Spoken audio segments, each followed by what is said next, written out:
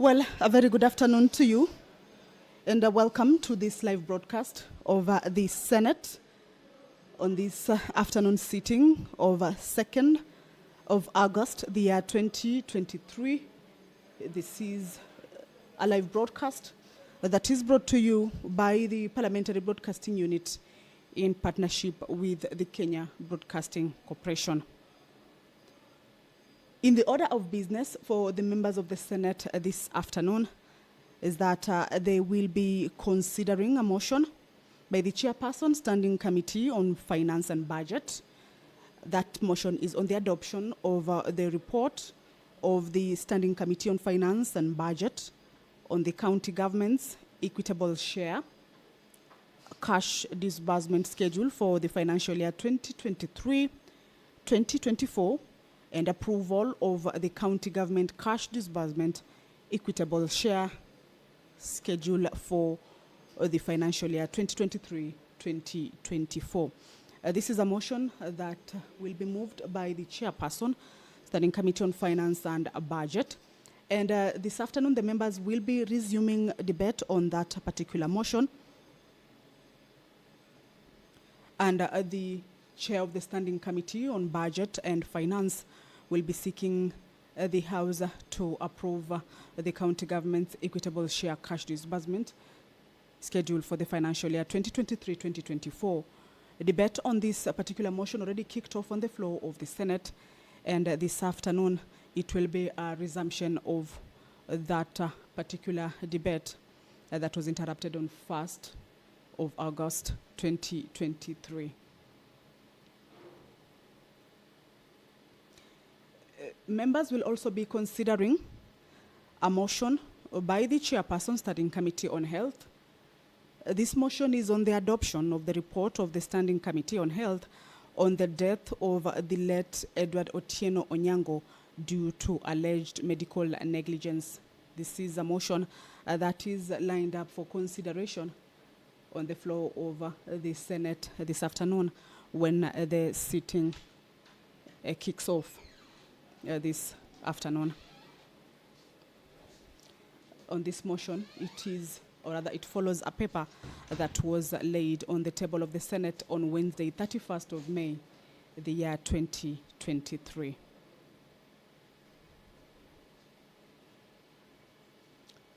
Well, members will also be considering a motion still from the Standing Committee on Health by the Chairperson, and this one is on the adoption of the report of the Standing Committee on Health on the death of the late Maureen Anyango at Mama Lucy Kibaki Hospital due to alleged medical negligence.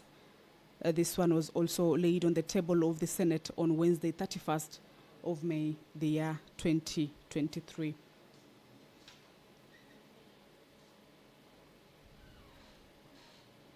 That is a motion that will be coming from the Standing Committee on Health. Yet this particular committee has yet another motion that the members will be considering, and this touches on the circumstances that led to the death of the late Master Travis Minor at Kenyatta National Hospital. These three motions will be moved by the Chairperson Standing Committee on Health, and this motion was also laid on the table of the House yet on Wednesday, 31st May, the year 2023.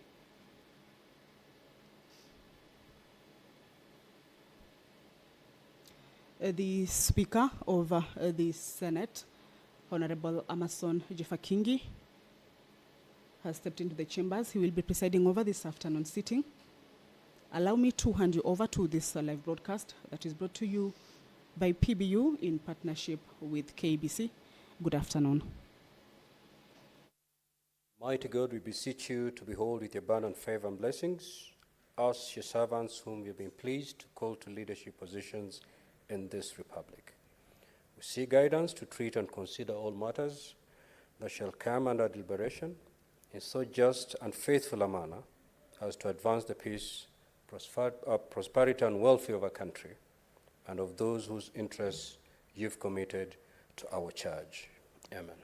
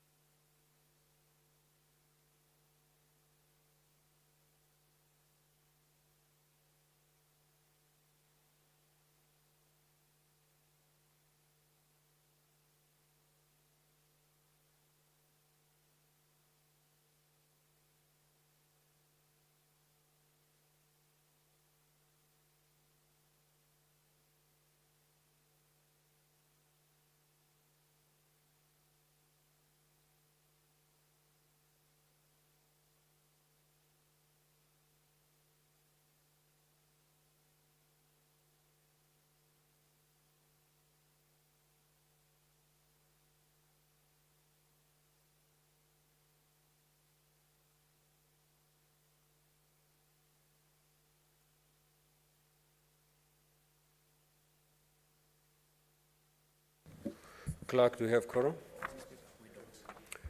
Sergeant at Times, kindly proceed to ring the quorum bell for 10 minutes.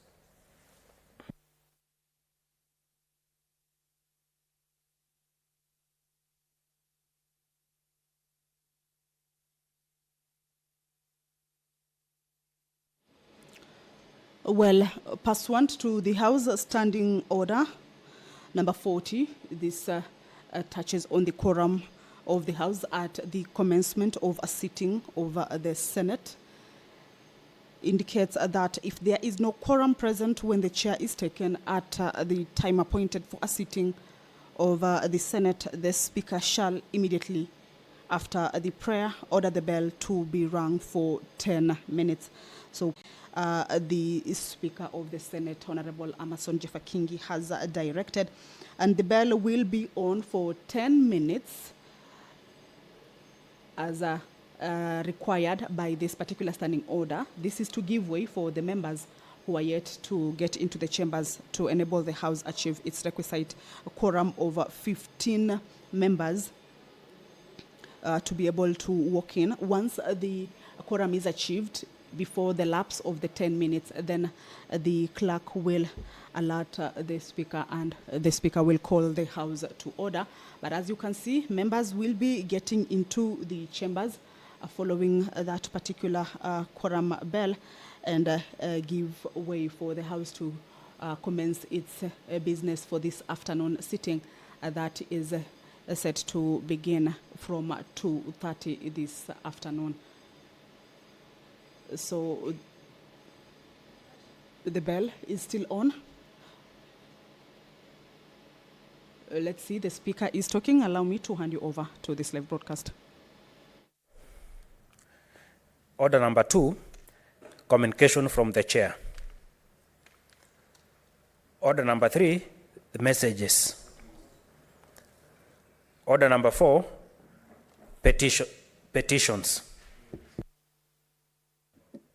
Honorable Senator Omtata. Anyone holding brief for Senator Omtata? That statement petition is dropped. Next order. Order number 5, papers. Order number 6, notices of motion. Order number 7, questions and statements.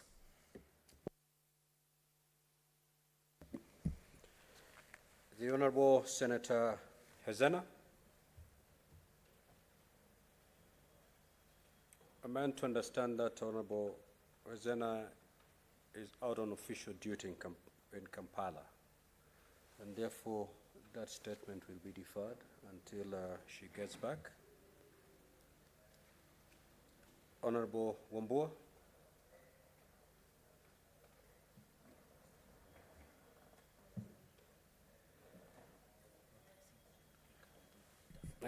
We are going to come back to Honorable Wambua because the statement is yet to be brought to the clerk. Statement pursuant to Standing Order 53-1. Honorable Chemera. The statement is dropped. Honorable Senator Beatrice Ogola.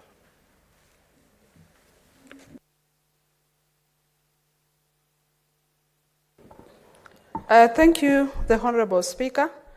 Honorable Speaker, sir, I rise pursuant to Standing Order 53-1 to seek a statement from the Standing Committee on Land, Environment and Natural Resources regarding pollution in Lake Victoria.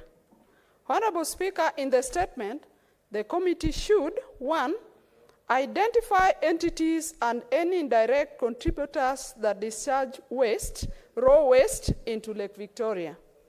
2, elucidate the types and treatment levels of the waste being discharged to the lake.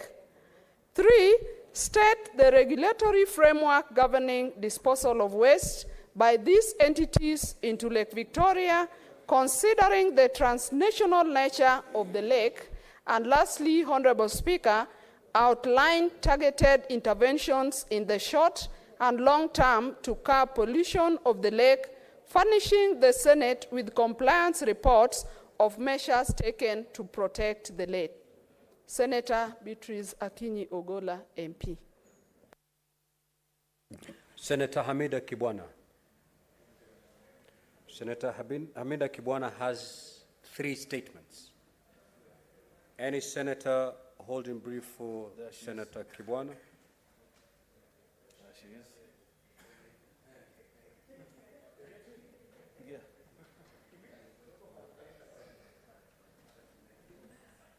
Senator Kibwana, proceed to present your 3 statements.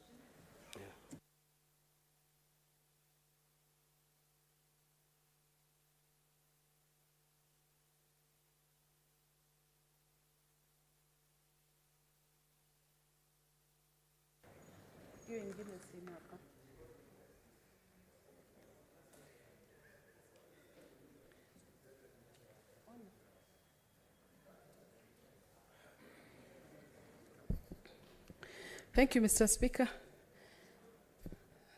So I'll start with the first statement on the status of medical care of Mathare Mental Hospital.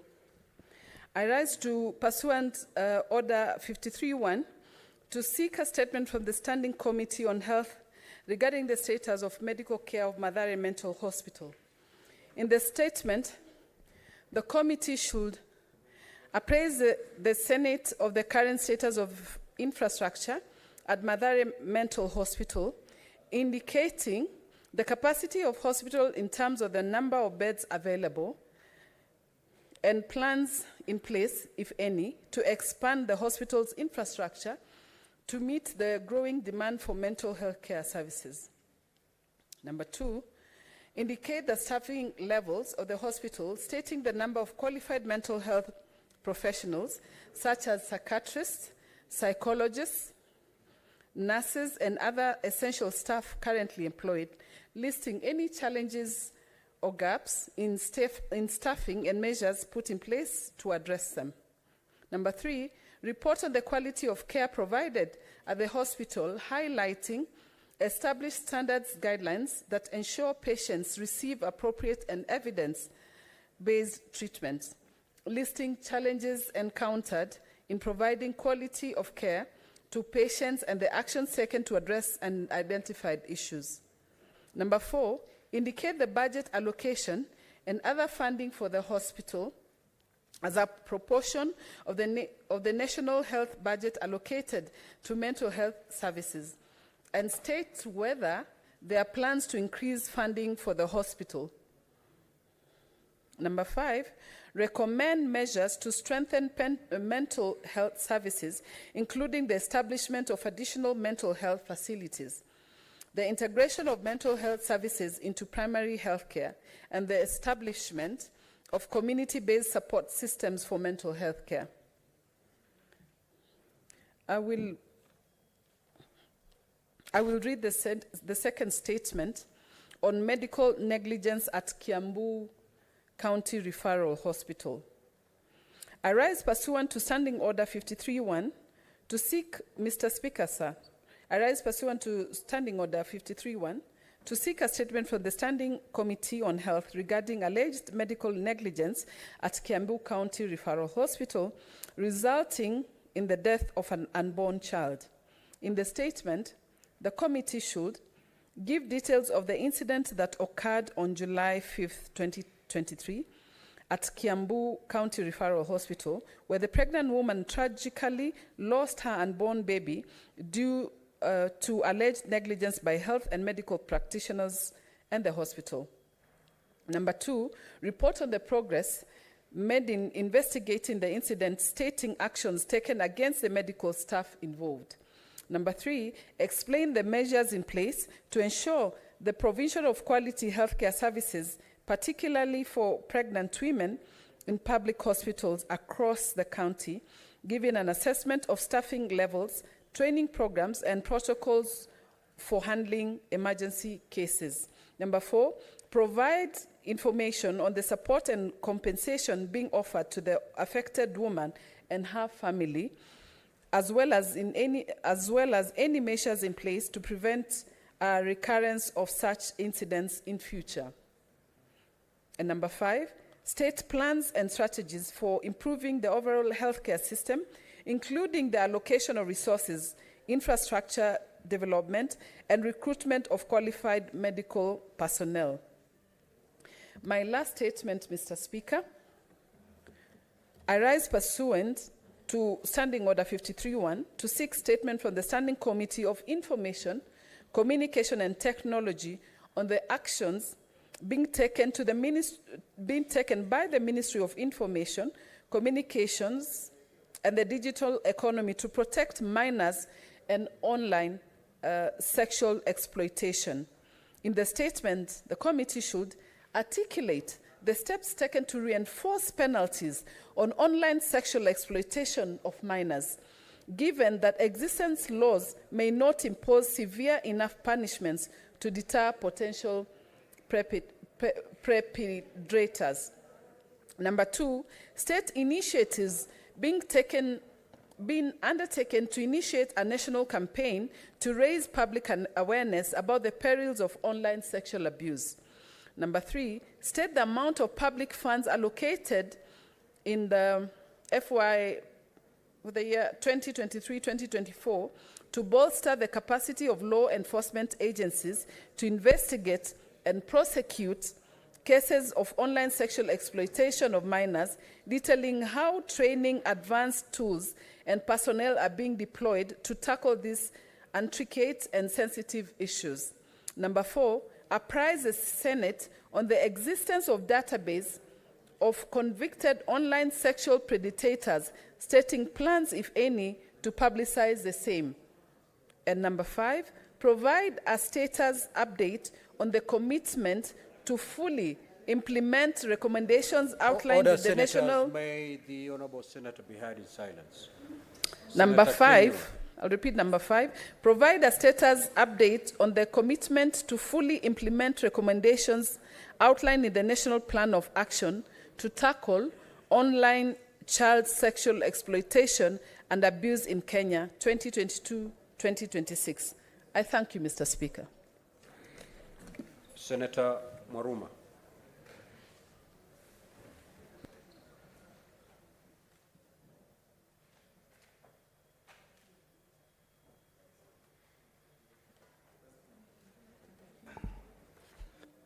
Thank you, Mr. Speaker, for this opportunity.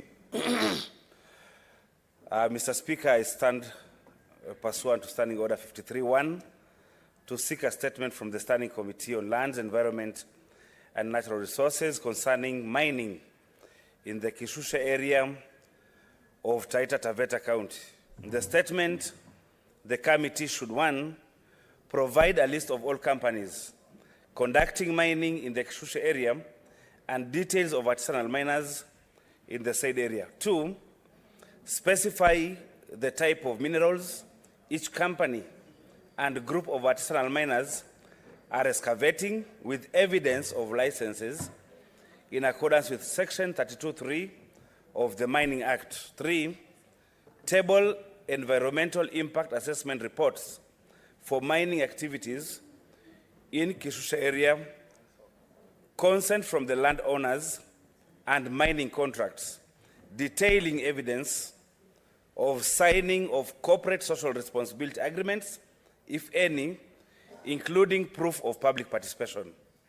4, authenticate land ownership by Kishushe Ranching Cooperative Society, providing evidence of resolutions by ranch members who signed the mining consent, and table the attendance register of those present during the meeting and minutes of such meeting. I thank you, Mr. Speaker. There is a statement that we had dropped earlier by Honourable Senator Chimera. Now, the Honourable Chimera has since approached the chair and explained the reason why he was not in the chamber when the statement was called out. He had a very valid reason, and therefore I will allow the Honourable Senator to proceed to make a statement. Proceed, Senator Chimera.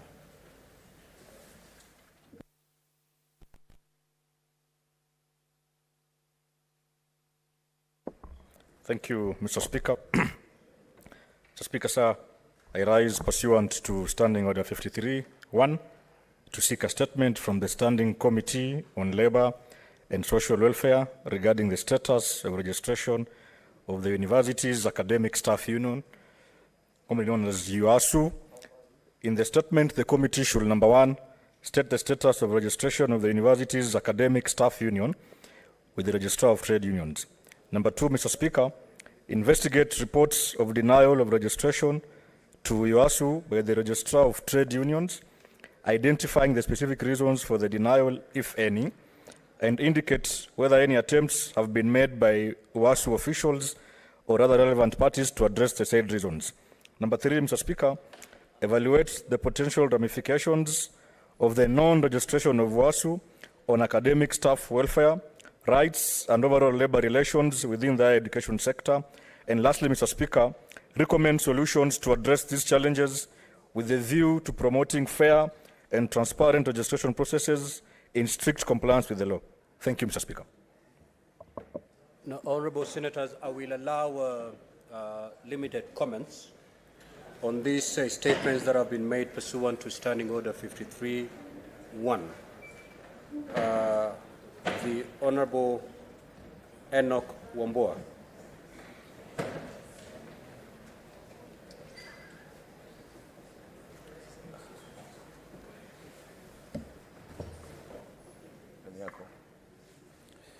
Thank you, Mr. Speaker. Mr. Speaker, I just wanted to make a comment on the statement requested by Senator Beatrice Ogola on the pollution of Lake Victoria. First, Mr. Speaker, is to appreciate the central role played by that water body in not just offering transportation, but as a source of fish for domestic and international consumption. Mr. Speaker, over the years, that lake has experienced great pollution. As a Speaker, it will not be long before then we start receiving further bans on the export of fish and other water foods from that lake. As the committee looks into that matter of Lake Victoria and the pollution thereof, Mr. Speaker, I will urge that committee to also extend that investigation into the pollution of major rivers in this country. The Speaker, for example, I'll give you the example of Tana River and Athi River, especially Athi River, which has been seriously polluted by industries letting raw affluent flow into the river. The Speaker, the section of Tana River passing through Ukambani, the water has turned green, and that water is being used to irrigate vegetables which are being consumed both locally in the Lower Eastern region and even in the city. Mr. Speaker, that committee needs to take this matter very, very seriously to take care of the health of our nation. Mr. Speaker, I thank Senator Beatrice for bringing up that statement. I thank you. Senator Kenywa.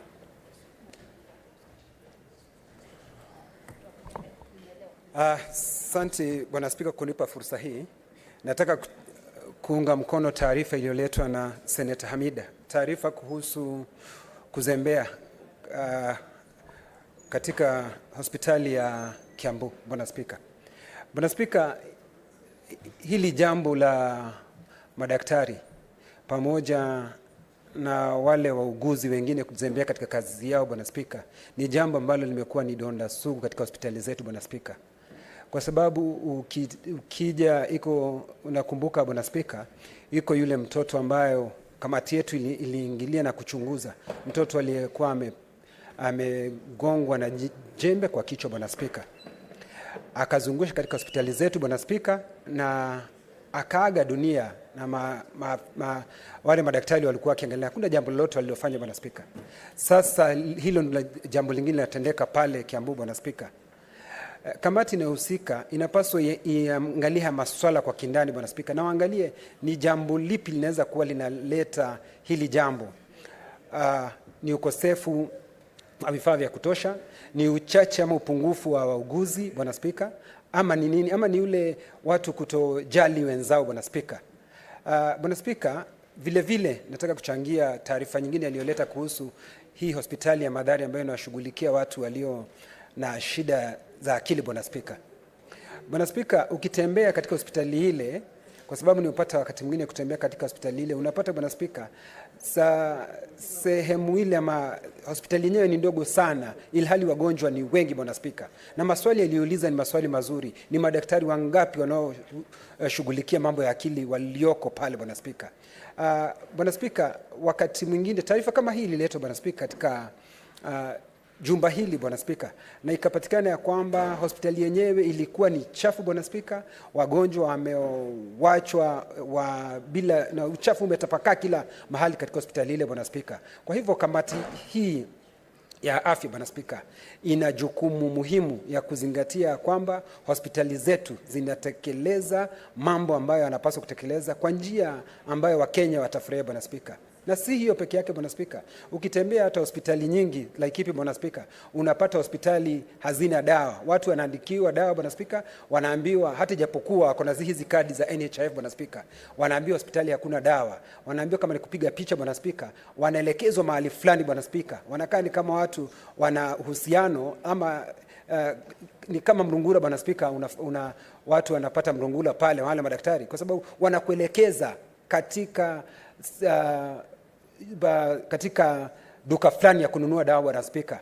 Na Bwana Spika, hata watu wanakisia kwamba hospitali zikipatiwa na serikali dawa zinauzwa, Bwana Spika, alafu zinapelekwa pale nje na wananchi wanaambiwa ndio wakanunue dawa nje, Bwana Spika. Kwa hivyo kamati inahusika iangalie haya mambo kwa kindani, Bwana Spika, na tuweze kuleta mapendekezo ya kudumu. Nashukuru, Bwana Spika. Senator Mathare.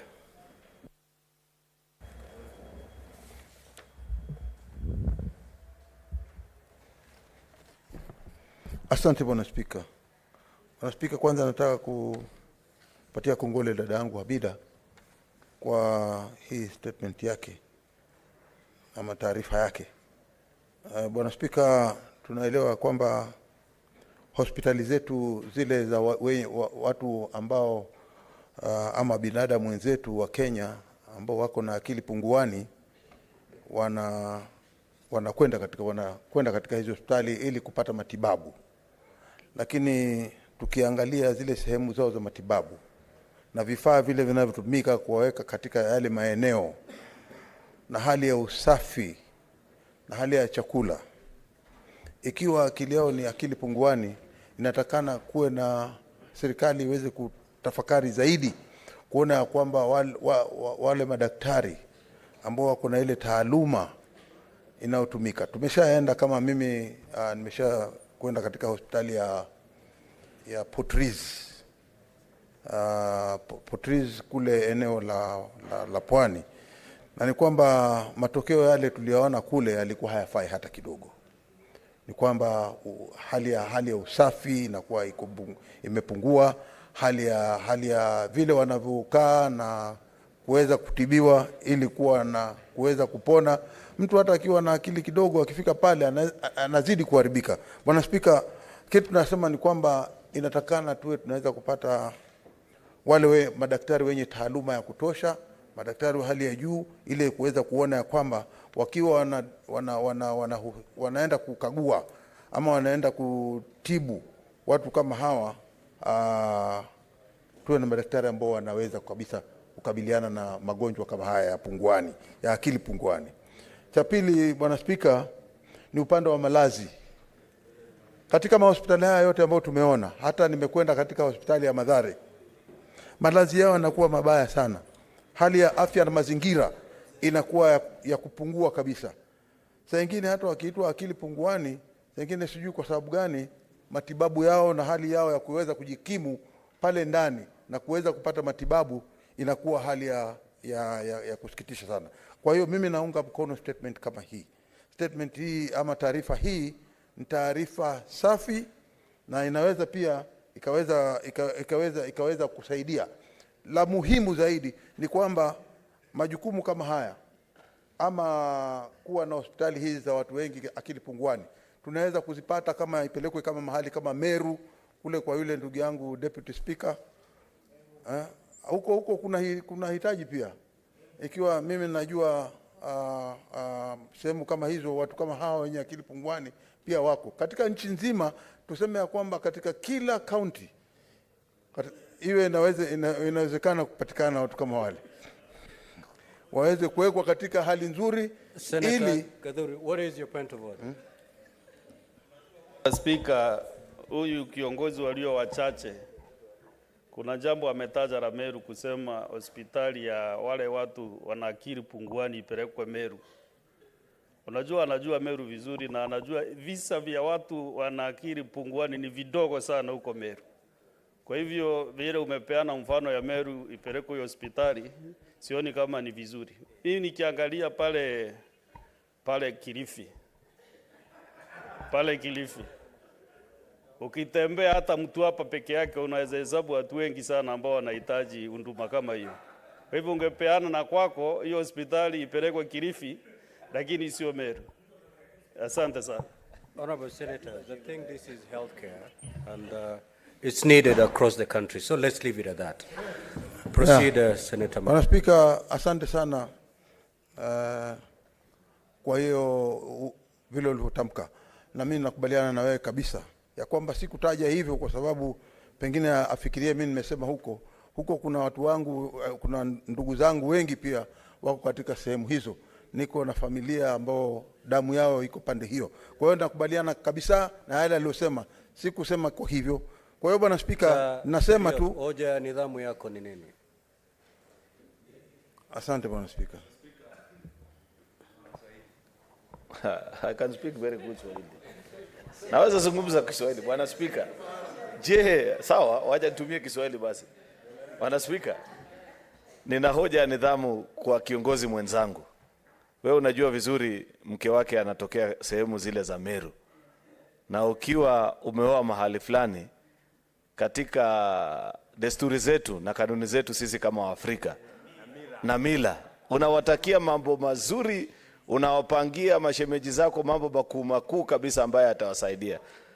Mimi nimekuwa naye katika bunge hili karibu miaka 15.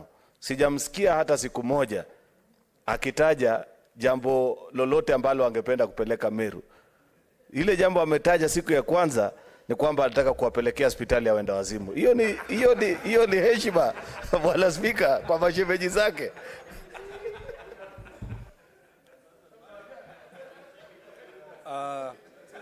Order, Senator. Bwana Speaker, nipatie nafasi nipate kumjibu, manake message ambayo amepeleka ni message mbaya kidogo. Senator Mazayo. Senator Mazayo, I think let us not have this generated its own debate. I think I made a very clear indication on this particular matter that such hospitals are needed across the country. Let's leave it at that. It could be in Kilifi, it could be in Meru, it could be in Kitui. So proceed to prosecute the point you wanted to and conclude, please.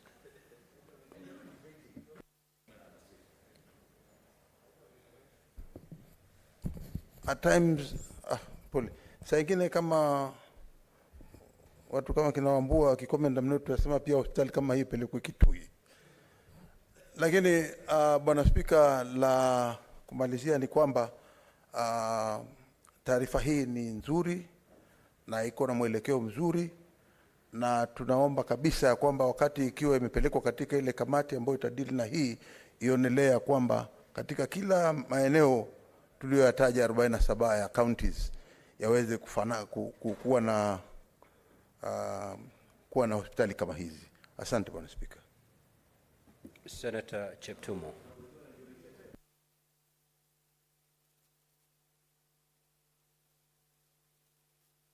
Senator Cheptumo. Thank you, Mr. Speaker, for giving me a chance. Mr. Speaker, the issue raised in this statement is really important. And I think, Speaker, the challenge we have now in our country is the state of our hospitals. In my county, Mr. Speaker, recently, some 2 doctors were arrested. They were found stealing medicine from the very hospital where they are serving in Baringo County. Mr. Speaker, it is unfortunate that those given the responsibility to take care of our people in hospital, the sick, participating in, in activities that, Mr. Speaker, doesn't help in the process. The situation in this particular county, where there is some element of negligence on part of the doctors, Mr. Speaker, is indeed unfortunate. And it is important, Mr. Speaker, that the ministry in charge should be able to take appropriate action on these doctors. And I think, Mr. Speaker, the whole issue about the medical condition,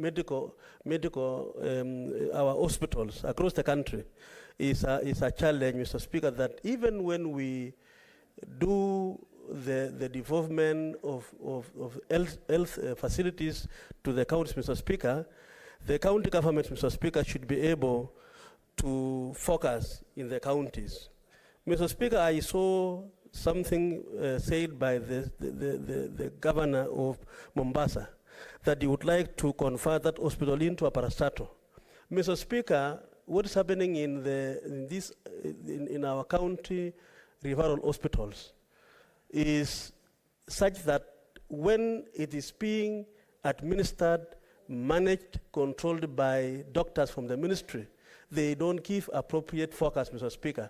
And I think measures should be taken so that these hospitals, Mr. Speaker, have legal instruments that can be able to employ qualified people to manage the hospitals. Mr. Speaker, the Baringo situation is also wanting, and I would like to say that even when they receive this particular statement, it is good for them, Mr. Speaker, to look at other hospitals in the country, like in Baringo and other counties. I support, Mr. Speaker. Senator Oburu. Thank you, Mr. Speaker, sir, for the opportunity. Mr. Speaker, I just want to comment on Lake Victoria. The statement sought by Senator Ugola is extremely important, Mr. Speaker.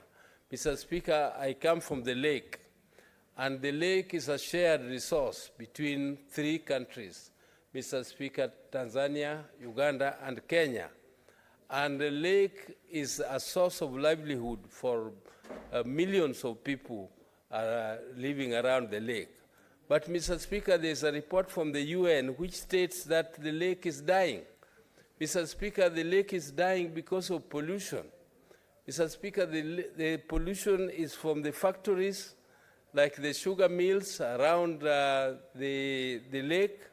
Mr. Speaker, it is also dying from pollution from the hospitals and from other sources of pollution, including the raid of the lake by the hyacinth menace.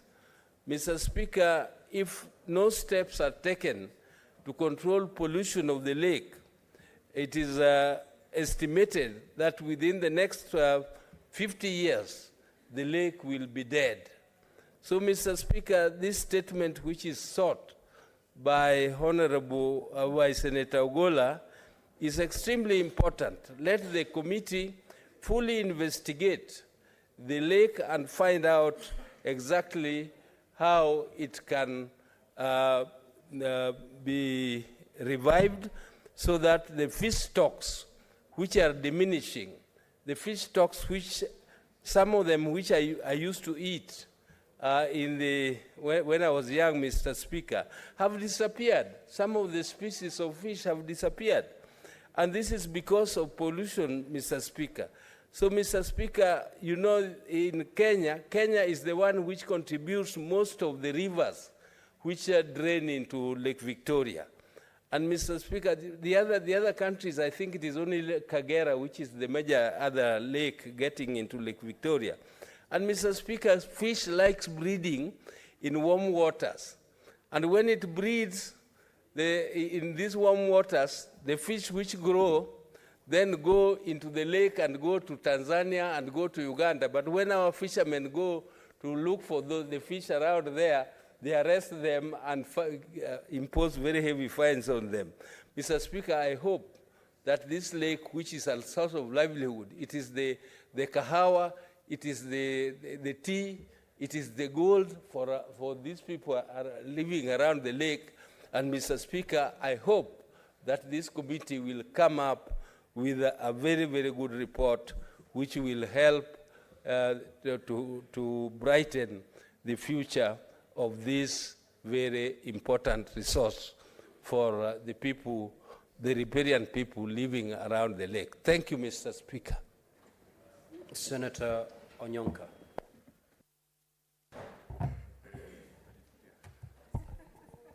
Asante sana ndugu Spika, kwa sababu ningependa kuchangia hili jambo. Quite a lot of knowledge back home. I want to invite you on behalf of my colleagues, the Speaker, and definitely we'll continue to interact down there at home. Thank you very much, Honorable Speaker, and God bless you as you go back home. The Chairperson, Standing Committee on Trade, Industrialization and Tourism.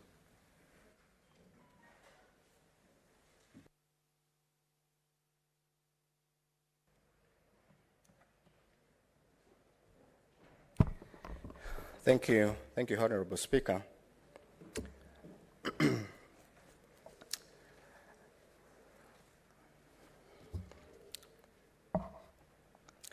A statement relating to activities of the Trading Standing Committee on Trade, Industrializations and Tourism, pursuant to Standing Order number 56, 1B, for the period commencing 1st April 2023 to June 2023.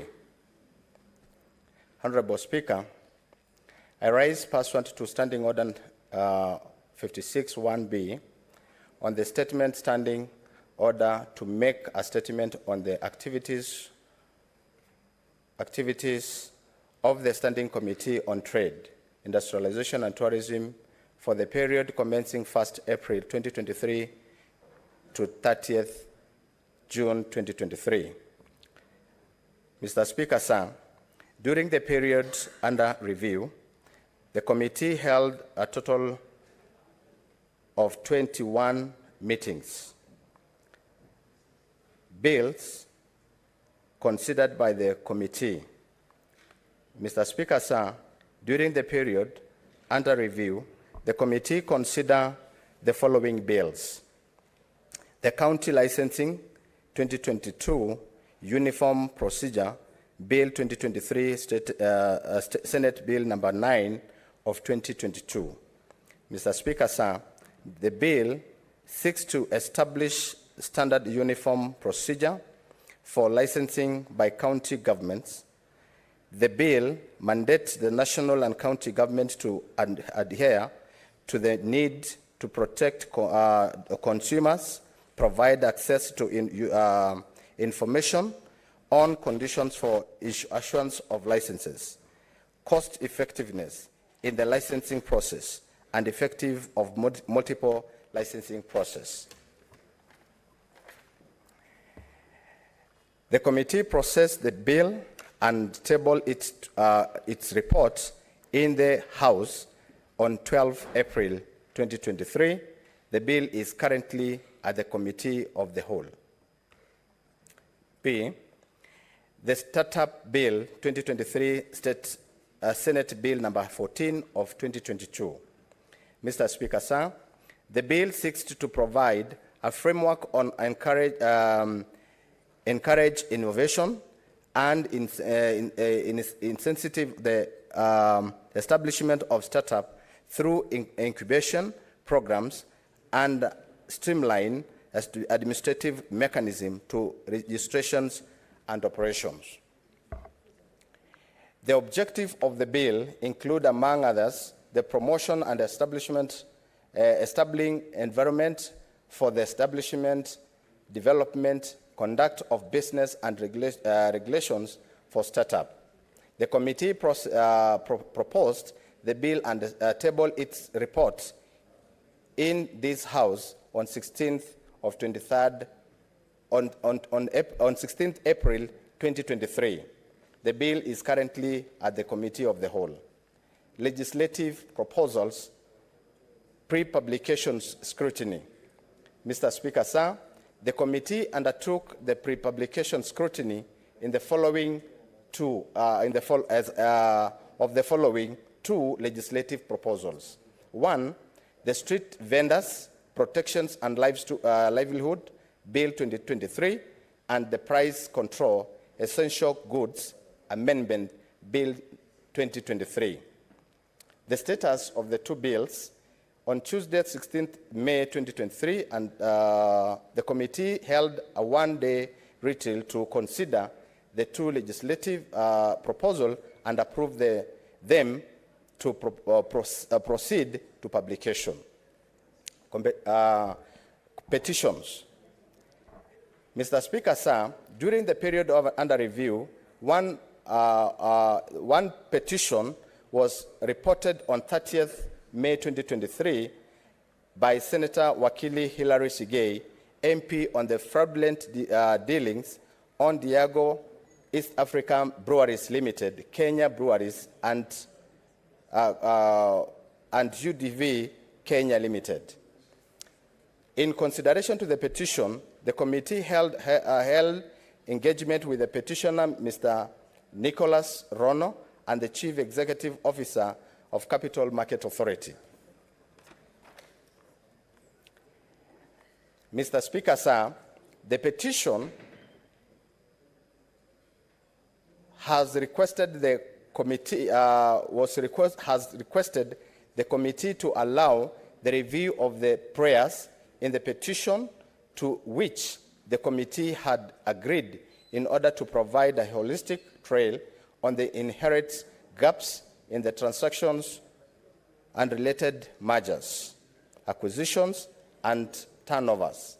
The committee held a meeting with the Capital Market Authority to sustain the issues raised in the petitions regarding authority approval for the acquisitions and additional share of Diageo. The committee has further scheduled a meeting with the Competition Authority of Kenya to address the competition issues raised in the petitions and meet with a group of managing directors, East African Breweries Limited, before it proceeds to write the report. County visits undertaken. Mr. Speaker, sir, in the following up on the emerging issues raised in the statement sought by Senator Agnes Kavindu Mudhama, MP, regarding the status of the relocations notice of Dravell Farmers Cooperative Societies Limited in Machakos County, the committee undertook facts-finding visit in Dravell Farmers Cooperative Societies in Machakos County on 9th June 2023. Statement. Mr. Speaker, sir, during the period under review, the committee considered 23 statements as follows. I will try to scale them into three concluded statements. A statement sought by Senator Alexander Munigi, MP, regarding the high... What is your point of order, Senator Mazai?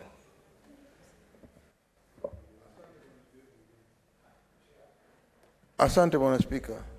Bwana Spika, ukiangalia tabia za wale maseneta wengine walioko hapa, ingekuwa vyema ikiwa tungetimiza zile kanuni za kudumu. Ukiangalia dada yangu Gloria, ametoka kule akaja akafika hapa katikati akapita tu namna hii. Badala kwenda kwa mlango, kwenda kuinama kidogo hivi, alafu aje upande huu mwingine ambao kulingana na taratibu zetu. Na jambo lingine pia vile vile dadangu Miraji amefanya kitendo kama hicho hapa mbele yetu. Kwa hiyo sijui kama walivyo kitendo walichokifanya wanaweza kuomba msamaha ama waweze kurejelea tena waende kisawasawa. Asante Bwana Spika. Senator Miraj and Senator Gloria, you've now come of age. We have taken you through a lot of training, teachings of the standing order. You now know how to conduct yourselves when you're in this chamber. At this juncture, any breach of the standing orders will be deemed deliberate, and it will attract some kind of punishment. You all know that if you need to cross from one side of the house to the other, you walk all the way to the bar, bow to the chair, and join the other side. Senator Gloria, there is a time you did the same, and I reprimanded you. I did not send you out of the chamber. I'm going to use the same words. This house, unlike a chicken banda, you cannot just move freely. You move pursuant to our standing orders. So, Senator Gloria and Senator Miraj, I call you to order, and I give you a first caution of the day.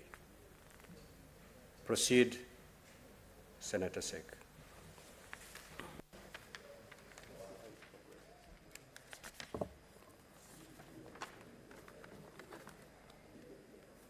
Thank you, Honorable Speaker. A statement sought by Senator Alexander Munyi Mundigi, MP, regarding the high cess levied on the Muguka cargo transporters in Mbeere, Embu County. The status of this statement, the statement was considered by the committee and finalized. The committee resolved to hold a workshop with County Executive Member CCM responsible for trade in the county of Mombasa, Nairobi, Garissa, and Embu to discuss levies charged in Muguka cargo transporters. The committee has also scheduled a fact-finding visit to Embu County in the first quarter of the current financial year in order to interact with the affected transporters. Statement sought by Senator Mohammed Said Chute, MP, on the status of the management of museum heritage sites in Kenya.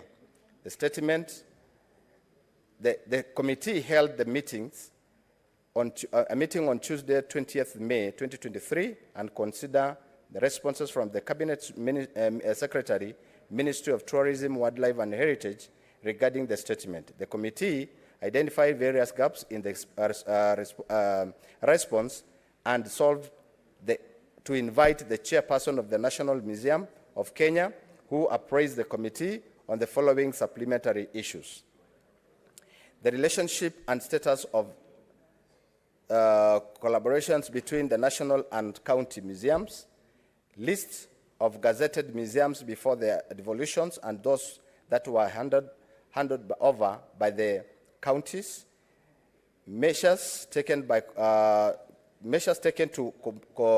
cooperate Marsabit County for the resources used to conserve the environment within which Mohammed the elephant lived, and whether the artifacts harmed the elephant can handed over by Marsabit County. It resolved that the National Museum of Kenya will facilitate the cost of Hamid and the elephant to be handed over to Marsabit County. The committee will undertake further engagement with the Intergovernmental Relations Technical Committee to handle the museum's functions on the benefits of the counties. The statement was concluded. The statement by Senator James Murango, MP, regarding the market of Kenyan produce in foreign countries. The status of the statement: the committee, via letter dated 13th April 2023, received responsible from the Cabinet Secretary, Ministry of Environment, Trade and Industrialization. Response was considered by the committee and the statement was concluded.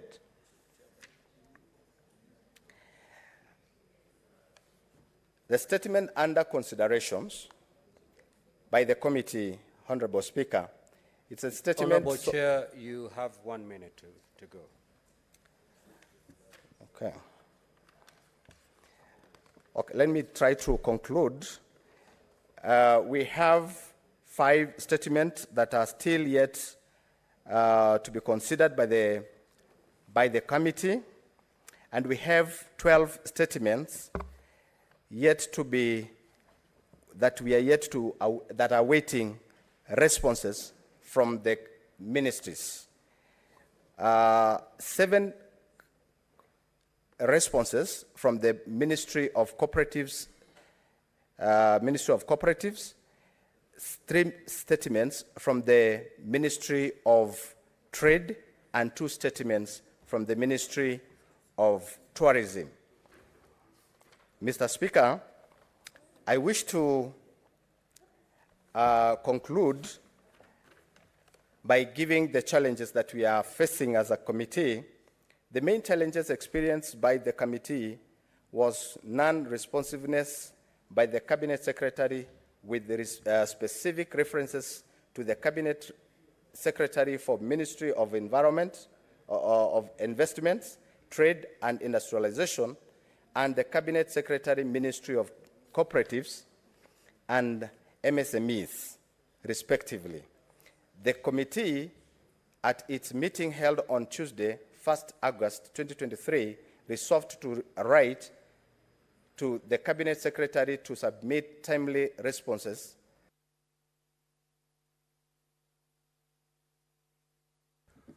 Honorable Chair, I'm going to allow you an extra minute to conclude. Thank you, Honorable Speaker. Priorities and activities for the next quarter.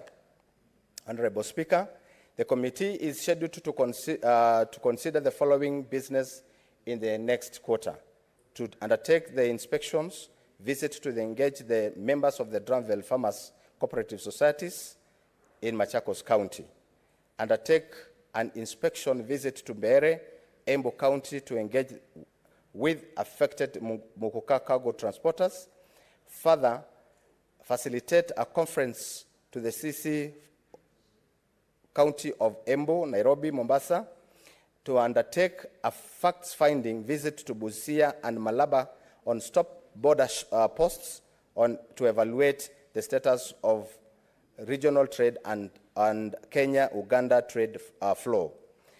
To undertake also the international study visit on 22nd to 27th of August within the mandate of the committee.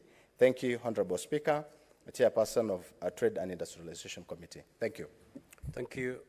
Honorable Chairpersons, kindly note that any statements that are made pursuant to Part 12 of our standing orders can only be made within 10 minutes, unless with leave of the Speaker.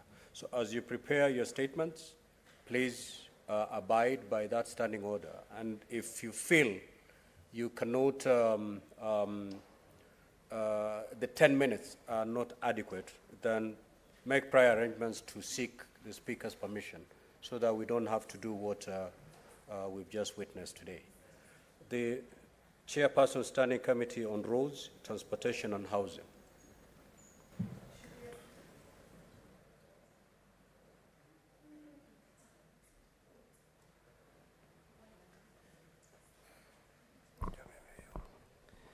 Thank you very much, Mr. Speaker. I rise pursuant to Standing Order 56(1)B to make a statement on activities of the Standing Committee on Roads, Transportation and Housing for the period commencing 1st April 2023 to 30th June 2023. Mr. Speaker, sir, during the period under review, the committee held 17 sittings and 1 joint sitting with Standing Committee on Land, Environment and Natural Resources. Bills. the committee considered a legislative proposal on the Motorcycle Public Transport Service Bill 2023, which seeks to provide for the regulation of the boda industry, that was sponsored by Senator Dr. Boni Kalwale, CBS MP. The committee considered the proposal on 8th June 2023 and had an engagement with Senator Boni Kalwale on June 20th, 2023. The committee resolved that it be published with amendment that were agreed upon the sponsor and communicated to the Speaker on the decision for publication of the proposal with amendments on 11th July 2023. Mr. Speaker, it's good to note that our committee is so much aware of Standing Order 131, 1B, that no committee has veto power to kill anybody's bill. Bills are killed on the floor of the House, but not at the committee level. Mr. Speaker, petitions. 3 petitions have so far been referred to the committee and are at various stages of consideration, as follows. Petition concerning public transport in Lake Victoria between Fangano Island in Suba Central Sub-County and Bita Homabay County. Mr. Speaker, we invited the petitioners. They appeared before us on 18th October 2022. Sorry, Mr. Speaker, we met the petitioner on Tuesday, 8th November 2022, where the committee was apprised on the challenges that the petitioners experienced as a result of lack of public ferry plying the Mbita Mfangano route. We met the Cabinet Secretary, Ministry of Road and Transport, where he confirmed, where the committee was informed that Kenya Ports Authority had made a budgetary provision of Kenya shillings 300 million in the financial year 2022-2023 for acquisition of the ferry to ply in Lake Victoria, and another Kenya shillings 300 million in financial year 2023-2024 for acquisition of a second ferry. Mr. Speaker, the committee sought information on the status of acquisition of the 2 ferries to ply Lake Victoria route, and once the information is received, the committee will retreat to write a report in this month of August. Second petition. Petition concerning eviction and demolition of Buxton Estate, Mvita constituency in Mombasa County. The petition concerning eviction and demolition of the Buxton Estate, Mvita constituency in Mombasa County by former residents of Buxton Estate who were evicted and their houses demolished to pave way for redevelopment of the estate was committed to the committee on 1st March 2023. The committee has undertaken the following steps in consideration of the petition.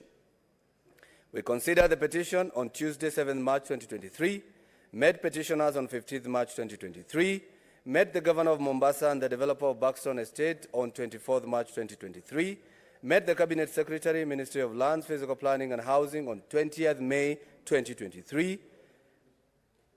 The committee has received submission from the County Government of Mombasa, the developer of the estate, State Department for Housing, and State Department for Lands. The committee is retreating this month to compile the final report. Number 3, the petition concerning access to title deeds for properties bought at Jamii Bora Estate, Kisaju, Kajiado County, committed to the committee on 14th March 2023. The committee has undertaken the following steps in considering the petition. Met petitioners on 4th May 2023, visited Jamii Bora Estate on 15th May 2023, met directors of Jamii Bora Charitable Trust on 18th May 2023 and 8th June 2023, met the management of Kingdom Bank on 22nd June 2023, and met the governor of Kajiado County. The committee has received submission and information from petitioners, Kajiado County Government, Business Registration Service, State Department for Lands and Physical Planning, and Kingdom Bank. The committee is considering the responses from the stakeholders and was not satisfied with the responses and sought further information. Mr. Speaker, petition number 4 concerning the construction of a pedestrian bridge at Chiromo. Mr. Speaker, we were not able to trace the petitioner of that petition, and the committee has of course, received the response to the statement and will proceed to write a report in this month of August. Mr. Speaker, I have 23 statements, so I'll jump them. I have, of course, met so many senators who have appeared before the committee, and they have requested for supplementary information. That is the information we are waiting from the various departments. So those are 23 statements awaiting. Mr. Speaker, we also have one message from you that we were to sit down with the Lands Committee so that we can look at the petition that was brought by Nyandarua County Assembly.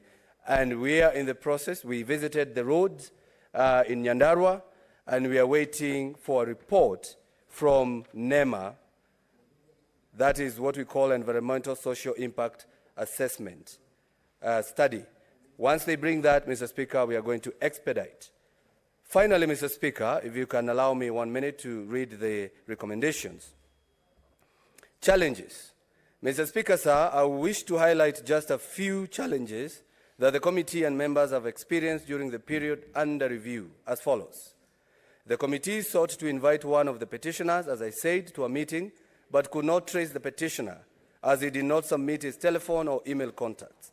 In light of this, the committee recommends that Standing Order 232.3 be reviewed to make it mandatory that both email and or telephone contacts of the petitioners are provided as a requirement for approval of petitions.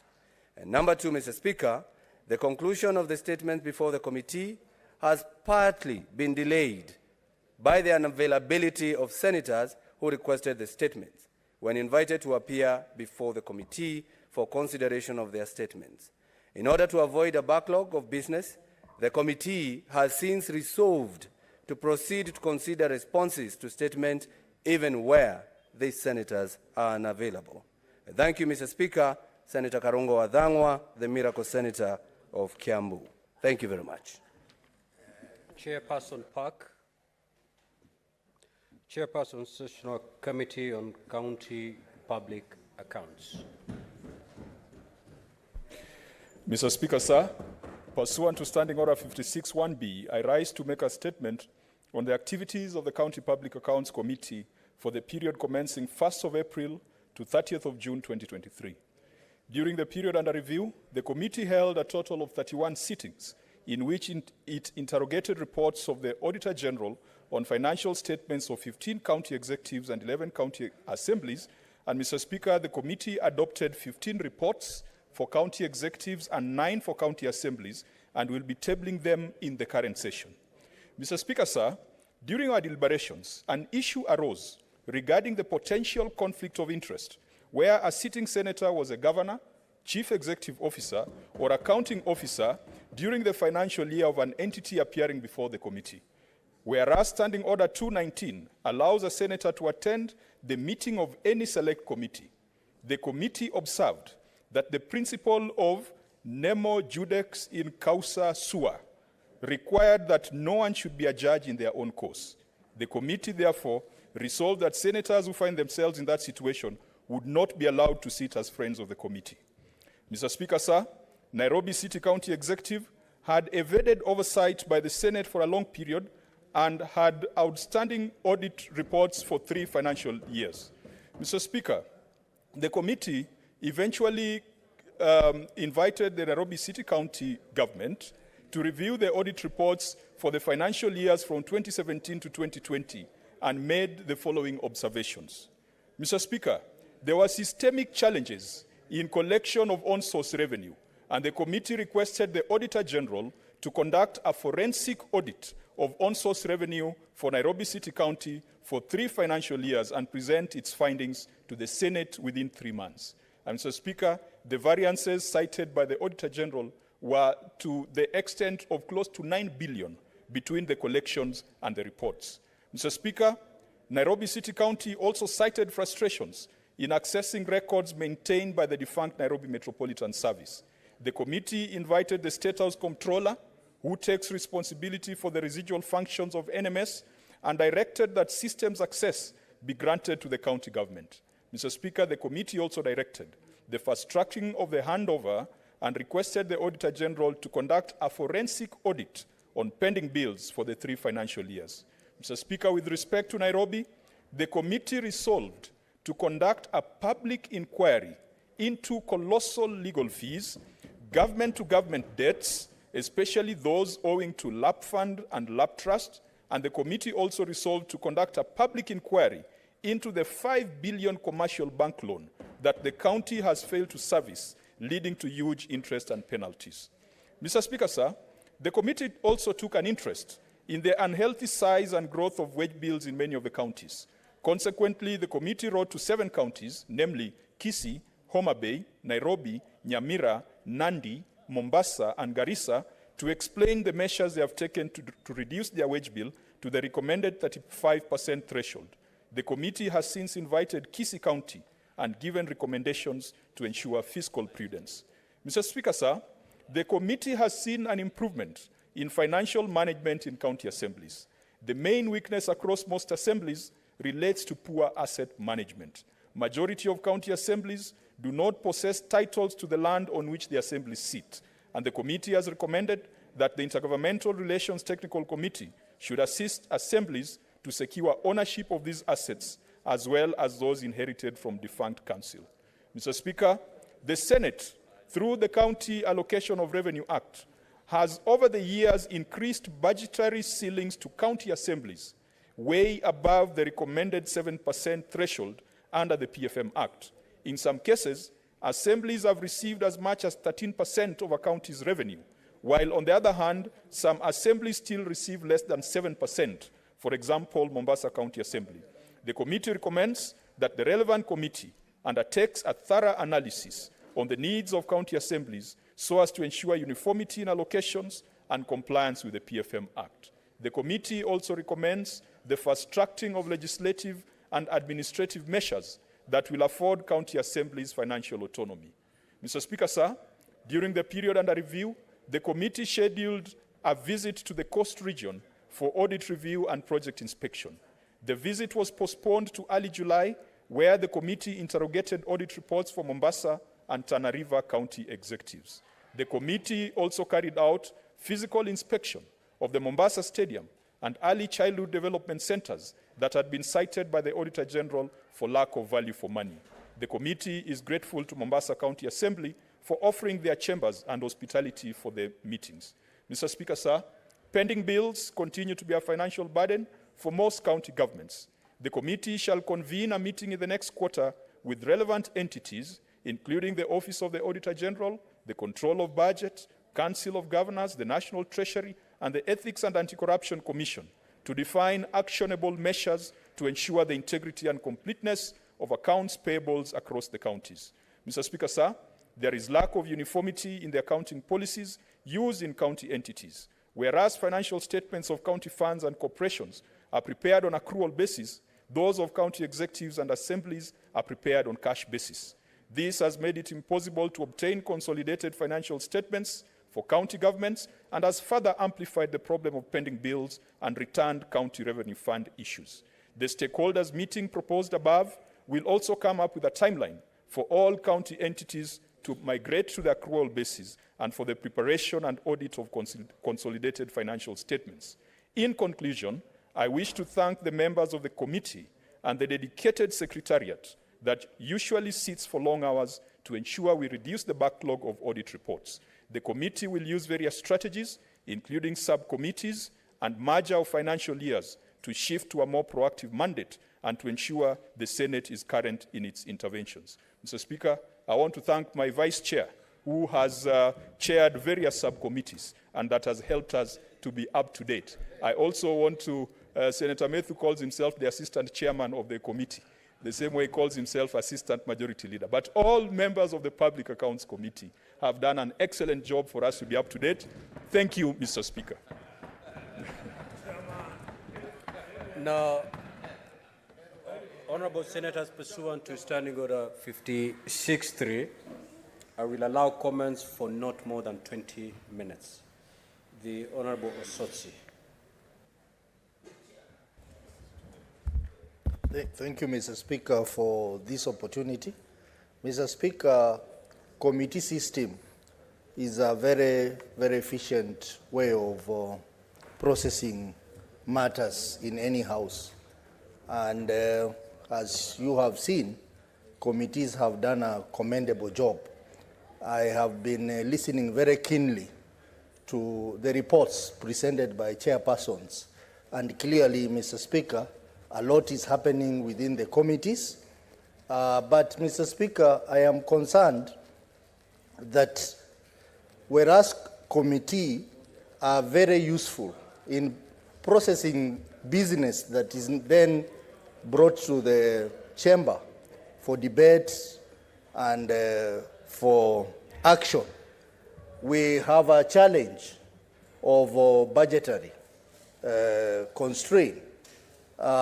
We had a meeting of the liaison committee, and this matter came up, Mr. Speaker, and we are concerned that with the trend, we may not be able to perform our role effectively as committees. So this is a matter that Senate as a whole needs to look at it very critically so that we have budgets that will allow us to run committees efficiently. Mr. Speaker, even conducting public participation has become a problem. I know that several chairs have had to use their own resources to process some aspects of public participation. So, Mr. Speaker, as we commend our committees for the good work they have done, it is also important that we critically review this matter of the budgets which have been allocated to committees, because the committees will not be able to do any meetings outside this parliament because there is no money. So, Mr. Speaker, that is a concern that we all have as chairperson. Mr. Speaker, I also want to encourage the chairpersons of committees to strictly ensure that the provisions of Article 96 are adhered to, which is to protect counties, government, and their interest. We are beginning to see clawback of the gains that we have made in devolution. We are beginning to see that attempts to even try to take some of the functions back to the national government. We have seen the issues of community health volunteers. We are even seeing issues to do around housing. So committees, regardless of which side of the political divide you are in, we must protect devolution.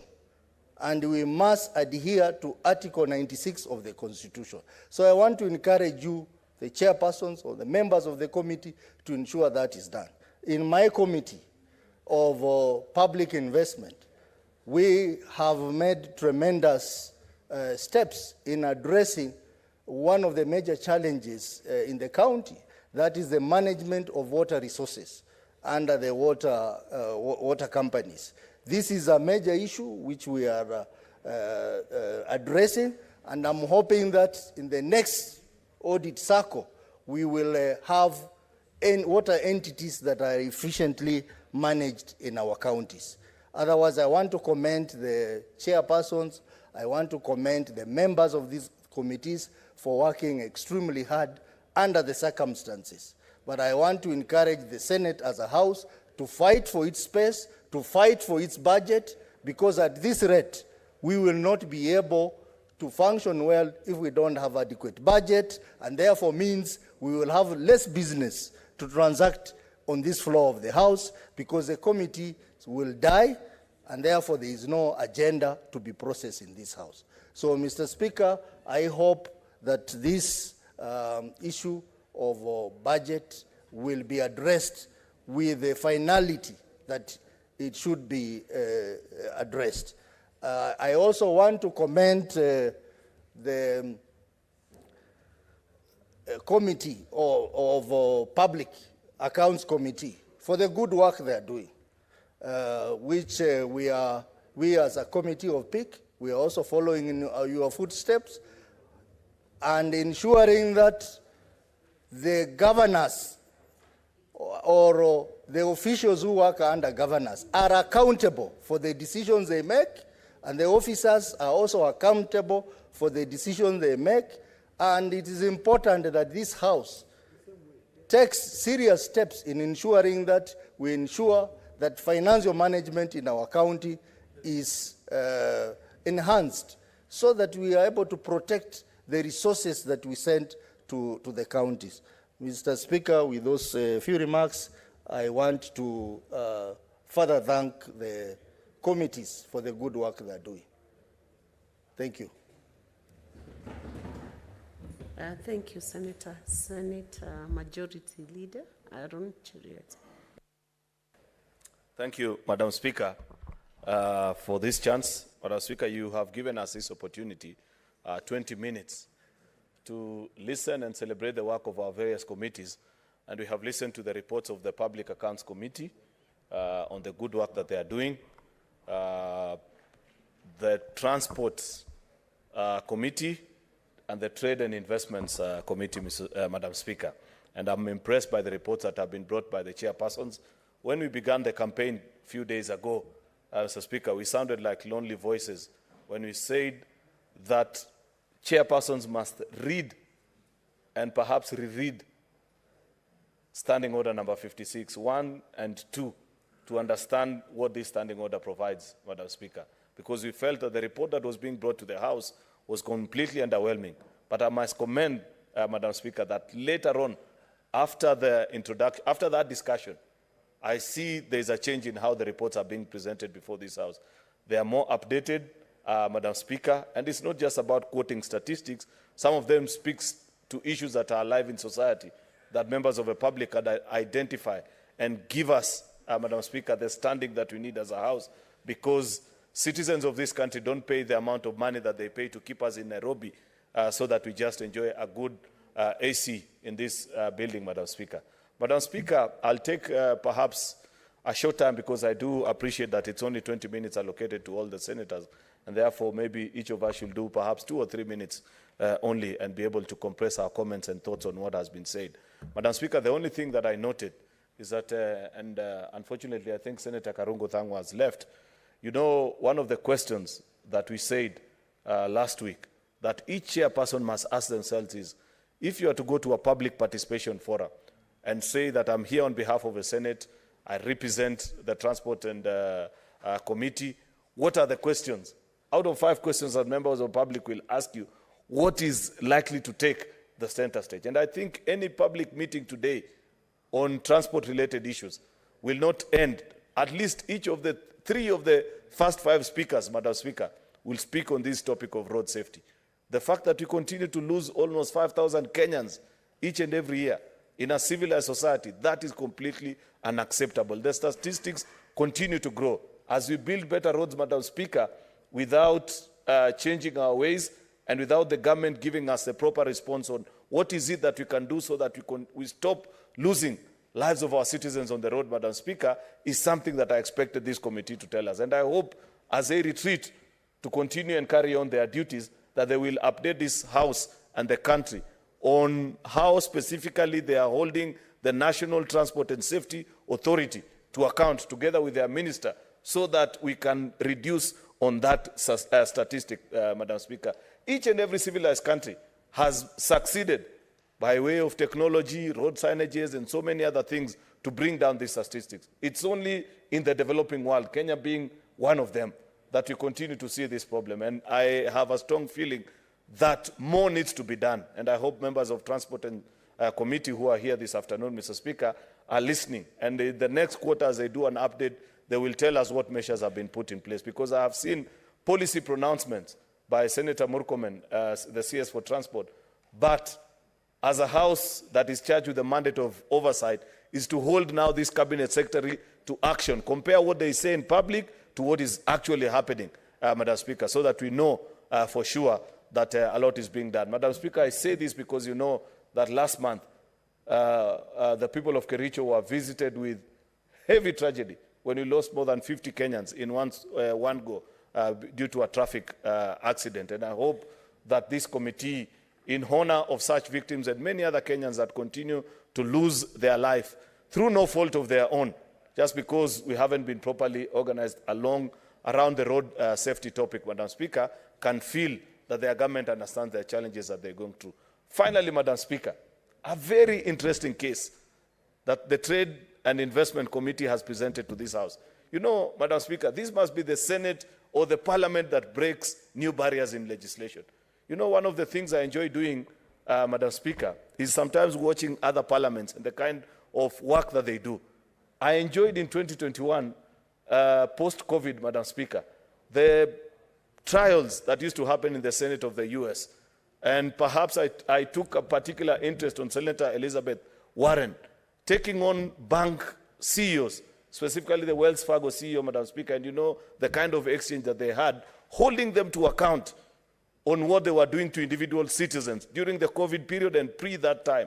And you remember at that particular time, the bank executives tried pleading the almighty quoted phrase by cooperatives, government should be able to protect investments. And here's a question which we must ask ourselves.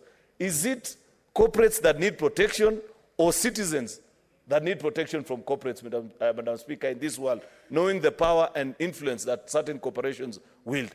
Senator Seki read before this House a petition that was brought by a citizen on the operations of Diageo in Kenya. Madam Speaker, you will recall those that were in Parliament, I think maybe only Senator Boni Halwale was in Parliament at that time in 2003. The big debate that happened in the country when then Kenya Breweries Limited was being sold to international investors. There were fears. And what has happened if what the Kenyan what the petitioner that has brought that petition to this House is alleging is true, then the fears of Kenyans at that particular time have been confirmed. Kenya Breweries used to be a very successful company, had depots, had transportation facilities across the country, was employing more than 6,000 Kenyans, had a football club, so many things that you could celebrate, and all the profits remained in this particular country, Madam Speaker. That petition, as you... Would you wish to be informed by Senator Katib? Yes, I don't mind, Madam Speaker. Yes, I want to inform my colleague and majority leader that Kenya Breweries still supports Kenya Breweries Football Club. Thank you. Madam Speaker, I'm not very sure how useful that information. Senator Faki will know that I personally have interest in one of the local football clubs. Unfortunately, we were relegated last season. But the Tusker FC of 2023 is nothing to write home about compared to Kenya Breweries Limited of the 90s. If you're a good fan of football, you know that, Madam Speaker. And therefore, not to lose my point, Madam Speaker, this petition challenges us as a House to look into the operations of big corporations that come into this country, pretend that they are investing, yet in the real sense, all they are doing is to strip the assets of big corporations that have been built by the sweat of Kenyans and repatriate the profits out of the country. There is nothing exceptional about brewing beer, Madam Speaker, that warrant other people or investors from other parts of the country or other parts of the globe to come and do the kind of things that we are reading about in that particular petition. Of course, I have listened, Madam Speaker, to the chair, mentioned that Capital Markets Authority appeared before us, and they are coming back once more time to look and respond to the questions that are being raised in that petition on the operations of East African Breweries Limited, non-competitive practices, ensuring that they shrink other players out of the market, and so many other things that are being alleged in that particular petition. That is a petition that many of us should follow, Madam Speaker, because there are many corporations that invest in this country and we feel happy about it, yet in the real sense, what they get vis-a-vis what Kenya as a country enjoys for hosting them and for providing them an opportunity to invest in this country, the two are not compatible, Madam Speaker. It is a well-known patriotic philosophy across countries nowadays, Madam Speaker, that even as you negotiate in trade deals, you look out first at your national interest vis-a-vis that of those that are investing in this country. Therefore, this is a petition that will be cleanly following, Madam Speaker, that is before this particular committee. With those many remarks, Madam Speaker, I support the reports that have been tabled and continue to keenly follow the work and the operations of our committees. Thank you, Madam Speaker. Thank you. Thank you, Senator. Senator Sifuna.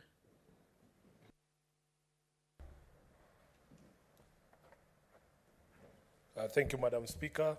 Of course, I am a proud member of two of the committees that have presented this afternoon. First, I want to congratulate the chair and members of the County Public Accounts Committee and the chair and members of the Roads and Transport and Housing Committee, of which I'm also a member. Madam Speaker, being a member of these two committees, I have to admit that I have learned a lot. We have a lot of challenges in our counties, and they have become apparent in those sessions that we have held with the Public Accounts Committee. There could be some challenges we face as committee in terms of our effectiveness to deliver real-time solutions to the problems facing our counties. And sometimes the argument is made that maybe the committee such as the Parliamentary Accounts Committee, the CPAC committee, is a mortician, that we deal with matters that are historic. But in my view, there are things that we have achieved in that committee that I want to point out that have made me extremely proud to be a member of that committee. The first one, Madam Speaker, was the question of KRA levying penalties on late releases or payments of the statutory deductions from county governments. I remember it was in a session of the Parliamentary Accounts Committee that we asked the rationale. I think it was in the presence of the leadership of the KRA and the Treasury, when we were asking what sense does it make for you to levy these penalties on late releases or payments of those statutory deductions, when we know that it is occasioned actually by late exchequer releases by the Treasury itself.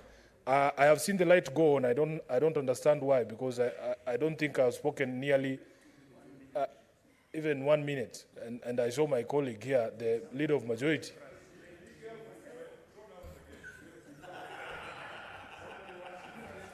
Perhaps, Madam Speaker, I can be given direction as to what time I have. I think the light means 5 minutes. You have 5 minutes. I think it's the 20 minutes which were given to the comments section. Madam Speaker, I think I was confused by the amount of time that the leader took. I guess it's because of his position in the Senate, but let me proceed. Yes, Madam Speaker, we have also been faced with the specter of pending bills before the committees, but I was happy that in front of that committee of PAC, the leadership of the former NMS, for instance, here in Nairobi, admitted that they were not going to load the 16 billion pending bills that were on the NMS books on the county government of Nairobi, that in fact that money was going to be paid from State House. So I can see that there are current issues that we have addressed in the PAC committee, and I feel very proud and privileged to be a member of that particular committee. We have also been trying to explain to the counties that we are actually friends and partners in the success of devolution, so that there doesn't need to be an adversarial relationship between this committee and the county governments themselves. Then from the roads, transport and housing, I was very happy when the committee visited the Mombasa County to discuss the question of the development or redevelopment of Buxton Estate. Because even here in Nairobi, we have many old city council estates that are earmarked for redevelopment.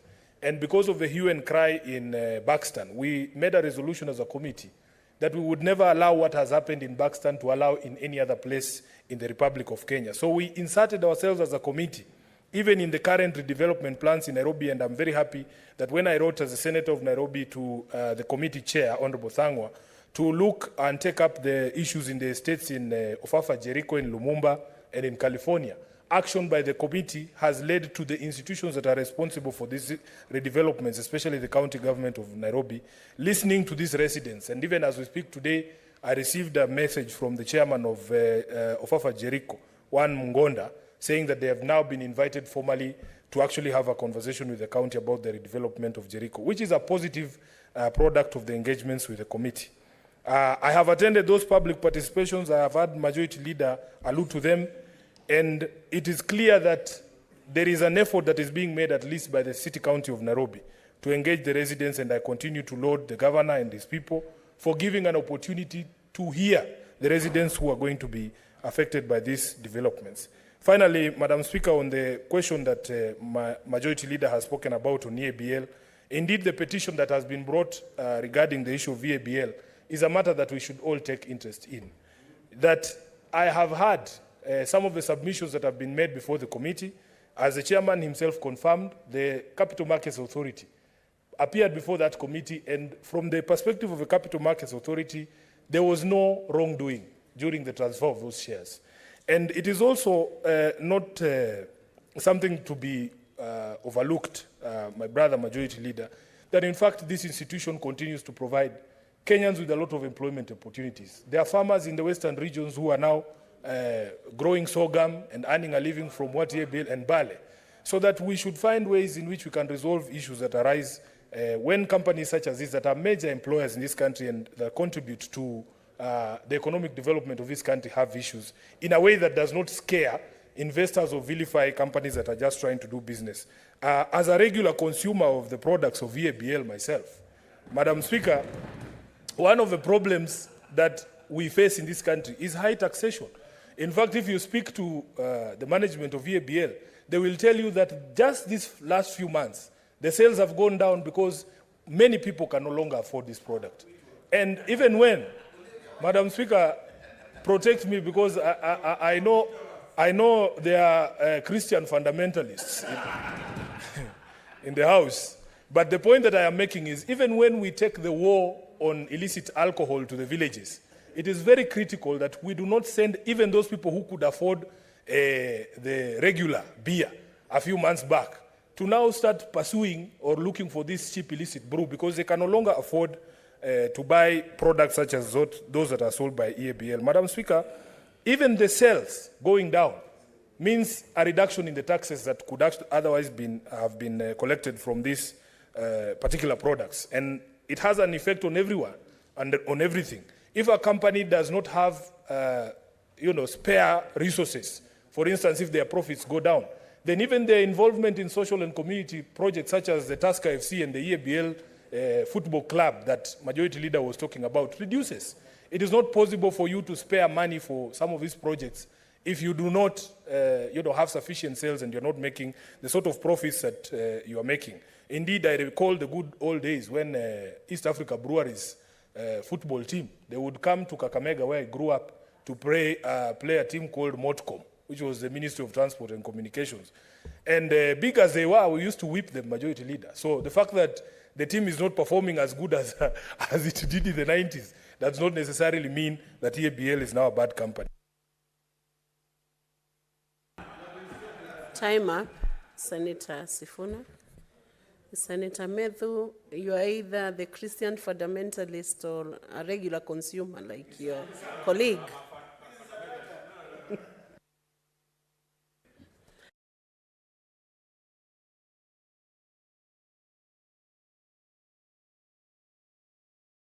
To call out order number 8.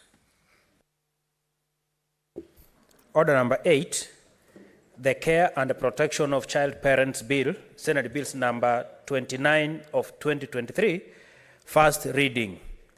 A bill for an act of parliament to provide a framework for the care and protection of child parents within the counties, to provide a framework through which an expectant girl child or a child parent may actualize their right to basic education and at the same time ensure the care of their children and for connected purposes.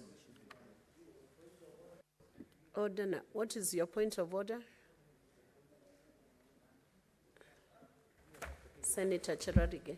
Madam Speaker, yesterday Senator Edio Cage stood on a point of order and requested that I table a letter that I had made about yesterday. So I was requesting to table because the Speaker had directed that I table this letter to indicate what I had made yesterday, Madam Speaker. So I was requesting to table so that that matter rests there. You can proceed and table.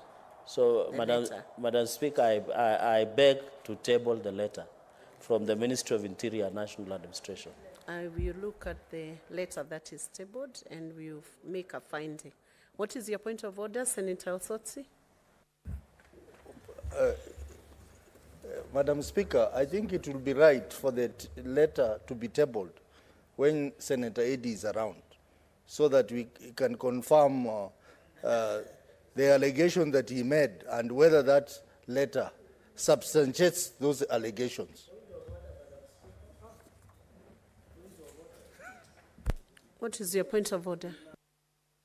Madam Speaker, there is nowhere that indicates that when a member is not in the House, because there is assumption that the member ears and eyes, and through Holy Spirit, they can follow what we are doing at the floor of the House. And in any case, there is an answer. So I don't know why Senator Otsosi wants to be mischievous by objecting by tabling of the letter, Madam Speaker, because there is no basis under the law, under the standing orders, Madam Speaker. Senator Chararige, now that I had already directed that you Thank you, table Madam the Speaker. letter, Thank you. the letter is before the floor of the House. We will look at it and give a finding as to whether it's sufficient. Next order, Clerk. Order number 9.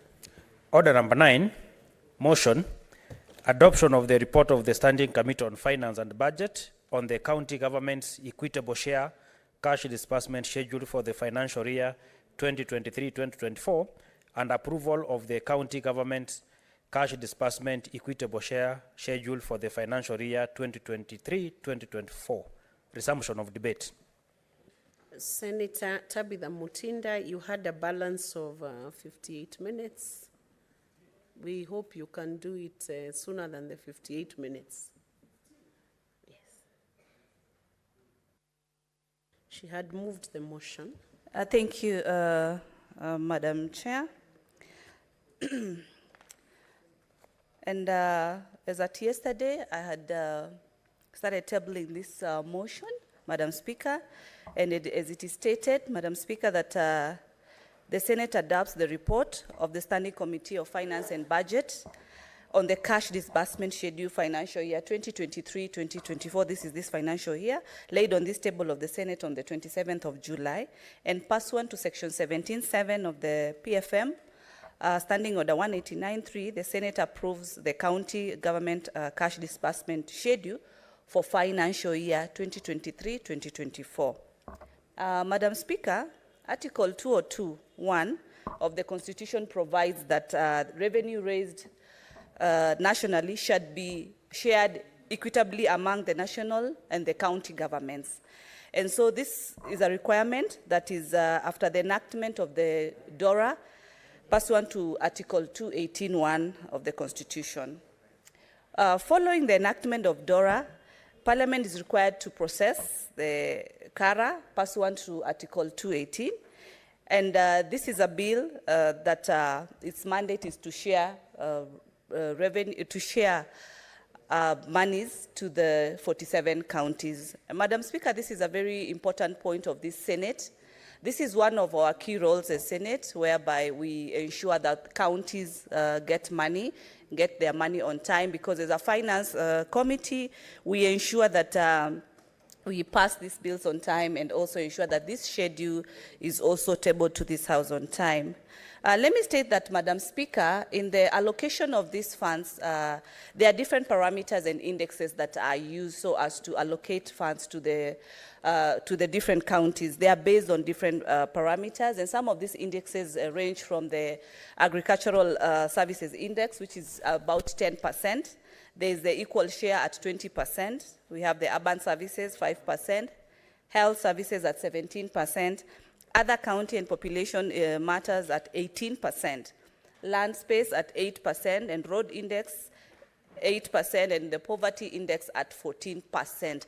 These are some of the parameters that we use at finance to be able to determine the different allocations for the different counties, because different counties receive different allocations, and these are based on the different parameters that I've actually been able to mention. Madam Speaker, once CARA has been ascended, and it was ascended by the President, now the National Treasury, pursuant to Article Section 17.6 and 7 of the PFM Act 2012, it's required that we prepare and submit to this House the equitable share disbursement schedule, which, as I table this report, Madam Speaker, I want to note that the schedule is in place. It is signed by the CS Treasury, Professor Ndongo. So it is part of this report that I'm tabling, Madam Speaker. Madam Speaker, Section 17(6) of the PFM Act provides that Treasury, at the beginning of every month, that is not later than 15th of every month, money shall be dispersed to the county government. So this schedule, Madam Speaker, it's a schedule of how much is going to be dispersed to each county each and every month of the year. And the disbursement schedule provides what is also expected to be dispersed to each and every county. The calculation and the tabulation has been done. This is from the what we passed in DORA, that is the 385.425 billion. And the schedule, Madam Speaker, stipulates the amount of monies or sum of monies that shall be dispersed each and every month. Case example, Madam Speaker, you find that Nairobi County is going to receive, this financial is going to receive over 20 billion, and each calculation has been done for each and every month how much the funding will be. This helps the counties be able to plan, be able to do budgets depending on the funds that they're supposed to receive every quarter of every year. These funds, Madam Speaker, move from the consolidated fund to what we call the CRF accounts for the different counties. And this helps the different counties to be able to deliver their services to the citizens as they've promised, or if they've done their public participation, they are able to budget depending on what they are going to receive. And this is one of the key schedules that really helps them to be able to set their budgets very, very correctly. The schedule operationalization ensures implementation of Article 219 of the Constitution, Madam Speaker, which provides that county equitable share shall be transferred to the counties without undue delay. Yes, Madam Speaker, we've at times experienced delays by National Treasury, delaying funds to the county governments. And this is something that we've noted, but I'm happy because as we speak, all funds for financial year 2022-2023 have fully been dispersed to the county. The last one was just last week when I witnessed with the PS Kipto when they dispersed the final batch of 32 billion. Something that we also applaud Kenya Kwanza because in our manifesto, Madam Speaker, this was one of the key goals to ensure that counties receive their monies on time. So this schedule, Madam Speaker, is very key to the counties because it is in this that with this approval by this House, then the counties will be able to plan better and be able also to receive. And also it gives the opportunity the National Treasury to be able to disperse the funds on time, because if we also do not, if we delay this passage, then it also delays funding to the different counties. Madam Speaker, following the enactment of the County Allocation Revenue Act, number 8, 2023, which provided individual county allocations for financial year 23-24, National Treasury submitted the cash disbursement to the Senate on the 6th of July 2023, for consideration and approval. The schedule, as I've stated, was tabled on the House on 18th of July 23 and committed to our committee, the Committee of Finance and Budget, pursuant still to Standing Order 189-2, Madam Speaker. In the preparation of the disbursement schedule, National Treasury has informed us that it is a schedule that is an annual schedule. Each county allocation for the financial year 23-24, which spreads across the 12 months of the year. And these 12 months begin, Madam Speaker, from every 15th of July. Like this one for this financial year begins from 15th of July to 15th of June. But you know that disbursements are normally quarterly, so the expected disbursement should be, for this financial year, should be in September.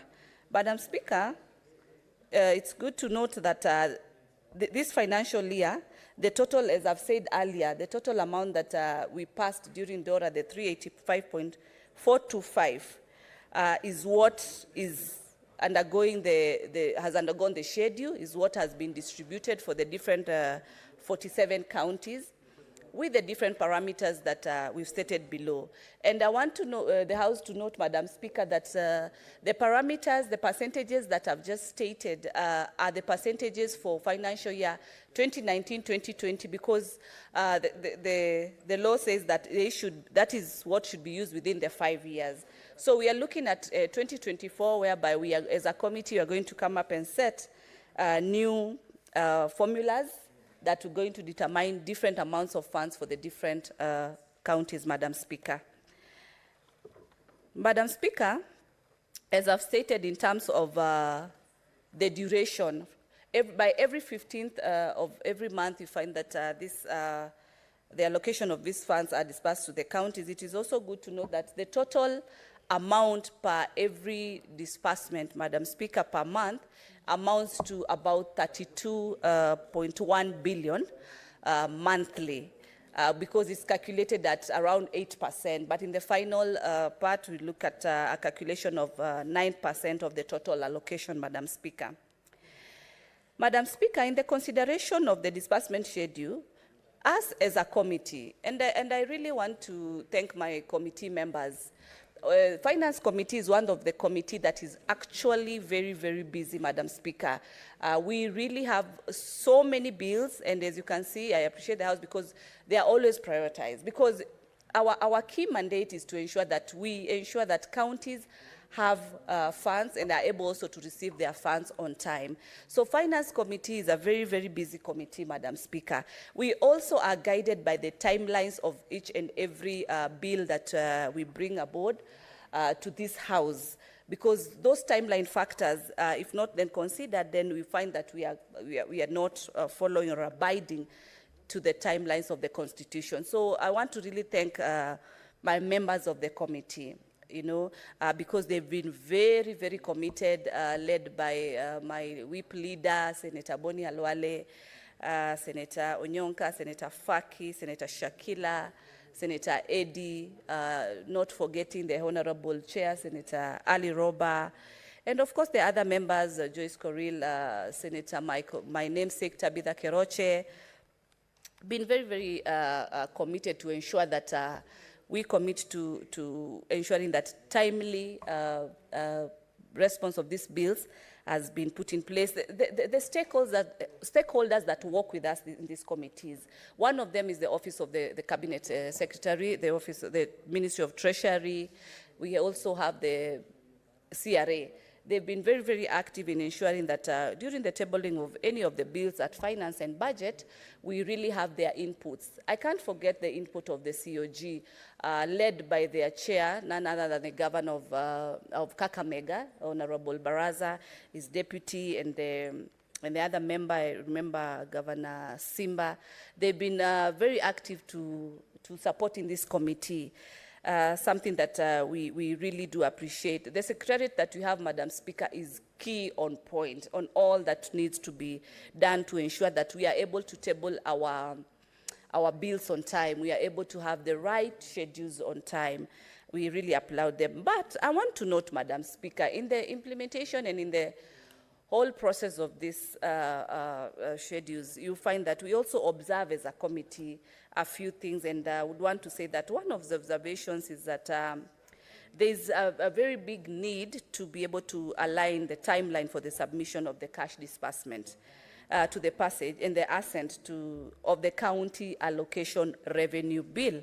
Article 219. Madam Speaker, I can hear too much noise, and I would want to concentrate when I'm talking about funds. Could the Honourable Senator be heard in silence, please?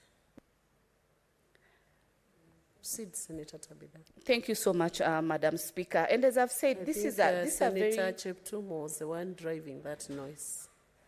Now it has dissipated. Much appreciated, Madam Speaker. And as I stated earlier, this is our very key important mandate as a Senate, where we talk about how much have we given to counties. Then at the same time, we oversight in regards to what services have also been rendered. Are these funds used correctly? It is in this House, as I've said, this report also is attached to the schedule for all the 47 counties. And I've given my example with my county like Nairobi, whereby we are receiving over 20 billion in this financial year 2023-2024. I would urge all members, the elected 47 county senators, to be able to be familiar with the funds or the amount of figures that they are going to receive in their respective counties, so that when they go down to mashinani, then they can be able to observe, are the projects that the citizens have requested for, are they worth, are the budgets that have been passed, are they within what the schedules that we've passed? Because we have the schedule is available. It will be prudent, it will be very wise and very important for them to understand how much is being issued to their different counties. Let me go back to the issues that I'd said we had observed as a committee, Madam Speaker, and I'd stated in regards to the timeline of when we are supposed to bring the cash disbursement schedule to the House, and stated that there is need to align the timeline for the submission of the cash disbursement schedule to the passage and assent of the County Allocation Revenue Bill. Article 218(1)(b) of the Constitution requires that introduction in Parliament of the County Allocation Revenue Bill should be done by every 30th April of every year. Once enacted, Madam Speaker, the Act informs that the preparation of now the cash disbursement schedule, which is now what we have actually done, follows, and hence, if the approval of CARA delays, then the cash disbursement schedule cannot be prepared, Madam Speaker, cannot be submitted, Madam Speaker, cannot be approved. Hence, and finally, cannot also be published in the Kenya Gazette by 30th of May. What does this then say? Then this says and indicates that then the county governments will not be able to receive their funding on time. Then hence delay. That delay, Madam Speaker, trickles down to the citizens who are waiting to enjoy the services and of the devolved government that we really are enjoying being in. So the timeline factor is something that we've observed as a committee. In regards to the disbursement of funds to the CRF accounts, County Revenue Funds account, National Treasury also, most of the time, has really failed to adhere to the approved cash disbursement schedule. And this has also caused big timely delays. And this is definitely against the law. So, and that's why we feel that as a committee, then we will be looking at, again, the PFM Act, making some adjustments, but as far as the timelines are concerned, so that National Treasury can be able to have humble time and good time to be able to publish and table like the schedules on time, so that now even the disbursement can be also timely. Because as I've stated earlier, Madam Speaker, different programs, different projects of the counties then delay. You had some time back when the governors and the different county assembly had put warning of going on strike, and simply because of the delay on the disbursement of funds. As much as a committee, Madam Speaker, I want to state that as a finance committee, we've really encouraged governors. We continue to encourage county governments to maximize on what we call on-source revenue. These are areas that we feel that they have not really been tapped so much by the county governments. And if emphasis is also put by us, the senators, who oversight them, apart from them waiting for the 385 billion, they need to also ensure that they maximize their collections within their different counties. As a committee, we also note delay of projects that have started, Madam Speaker, and projects that are stalled, or projects that are in place as infrastructure, but they are not operational, Madam Speaker, because the equipment that are supposed to be in these institutions, case example, some of them are like hospitals. In Nairobi, you find that NMS did put hospitals, but they're not functioning because the other facilities, the other equipment that are needed to be in that infrastructure are not in place, Madam Speaker. So the disbursement of the funds, the whole ideology of funds at the county governments is very, very key at all the time in this House. Madam Speaker, having considered this cash disbursement schedule, the committee has also made a few recommendations, Madam Speaker, and one of them is that the Senate approves that the county governments, that is the equitable share cash disbursement schedule for financial year, be tabled. which is what we are on right now, and also the disbursement of the funds to the counties, the National Treasury should adhere to the approved cash disbursement and adhere to Article 219. Yes, I want to applaud National Treasury. Last week, they were on time and were able to disburse the funds on time. We will ask them, Madam Speaker, that they ensure that it was not just the final figures that they've issued for the last financial year, this 2023-2022, but to have the same kickstart for financial year 23-24. And to progress on the same, because we are very optimistic as a finance committee. We are always meeting with the finance minister, and they are very optimistic in terms of their tax collection, revenue collection. They are looking at even surpassing, because right now they've shared that they are at past 95%. So they are looking at even surpassing that. So if that is going then to be surpassed, we expect that counties will be able to receive their funding, their monies on time, so as to be able to execute all their plans, all their projects, all their budgets. But for emphasis, Madam Speaker, so much is whereby we've seen the issue of pending bills. Issue of pending bills that has been brought about by the narrative of no funds, the Treasury has not been able to disburse funds. But that is why that the governors should note that the reason that this schedule is in place, and equally to the senators of all the counties, that the reason they need to inform and share these schedules is because the county assemblies and the governors, they need to plan with the funds that they are going to be able to receive, or they are going to project to be able to collect. But they cannot keep on having the pending bills in place. Then planning was a problem. Planning was not well put. Yet these schedules are public for them to be able to see, to be able to plan well. We need to get out of the pending bills issue, Madam Speaker. Because if as a committee, if as a house, we have been able to share and indicated that this is what is in place. Madam Speaker, there's no way, you know very well, your salary is amount X.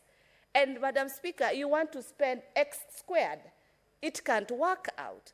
You need to be able to plan with the X figure that you know is within your mandate. So this issue of pending bills is something that as a committee, Madam Speaker, just to state that we are asking, and we are going to set an example with the county government of Kisii, that we are going to receive all the amount of pending bills. We are even going to have an open forum and get to talk to the service providers who for years they have not been paid. And as we speak, Madam Speaker, right now, and I've stated that the Treasury has dispersed the final funds for the county government, Madam Speaker. Senator Tabitha, hold your thoughts there. I have a communication to make. Okay, then you proceed. Honorable Senators, I have a communication on visiting students and teachers from Baltabwa Day and Boarding Primary School. And I would like to acknowledge their presence in the public gallery this afternoon. Visiting teachers and students from Baltabwa Day and Boarding Primary School. The group comprises 7 teachers and 62 students who are in the Senate for a one-day academic exposition. Honorable Senators, in our usual tradition of receiving and welcoming visitors to Parliament, I extend a warm welcome to them, and on behalf of the Senate and on my own behalf, wish them a fruitful visit. I will now welcome Senator Cheptumo to welcome the team. Thank you, Madam Speaker. Madam Speaker, allow me to welcome the pupils and the teachers from Baltabwa Day and Boarding Primary School to Senate. Madam Speaker, this is a house that continues to receive students and pupils from various secondary schools and primary schools in our country. And it gives them an opportunity, Madam Speaker, to see what their leaders do. They watch live debates under your leadership, Madam Speaker, today. And I would like to really thank the teachers for planning to bring the students to this house, and to also welcome the pupils to this Senate. Madam Speaker, let me say that this is the school I went to. I did my CPE in that school. So, Madam Speaker, it's a special day for me. It's also a school which is in my village. So I'm really, really happy to have them here. And all I want to tell them, Madam Speaker, is that they all need to work very hard. They need to be focused. They need to be resilient with their studies. And from that village, where you know you can come all the way, Madam Speaker, the parents of these students and the teachers voted me for 3 terms consecutively. I can confirm they supported me all through. And even when again I went before them now to be elected a senator again, they gave me a chance. And so, Madam Speaker, it is really a great honor for me to receive them in this house. And I want to wish them well as they go back home. Go back home knowing that the sky is the limit. You can be what you want to be. And if you get determined and resilient in your studies, discipline, you can one day, one time, be in this position which we are. I want to also appreciate the girls. And you see the person chairing the Senate is Senator Veronica Maina. It is possible for our girls to even one day sit at the chair now, which is being done by our speaker today. So I want to wish you well as you go back home. Take my greetings, but of course I will have a moment with you outside here. Thank you, Madam Speaker, for this moment. Thank you very much, Senator Cheptumo. Senator Boni Halwale, can you welcome the students? They come from a special zone. Have you gone through some difficulties with security? Oh, okay. That's a big honor. I've never been to that school, madam, but unlike many of you who are struggling to have children, I want to speak on behalf of people who have children. The children will love you very much. Welcome to Senate. What is your point of order, Senator Cherariki?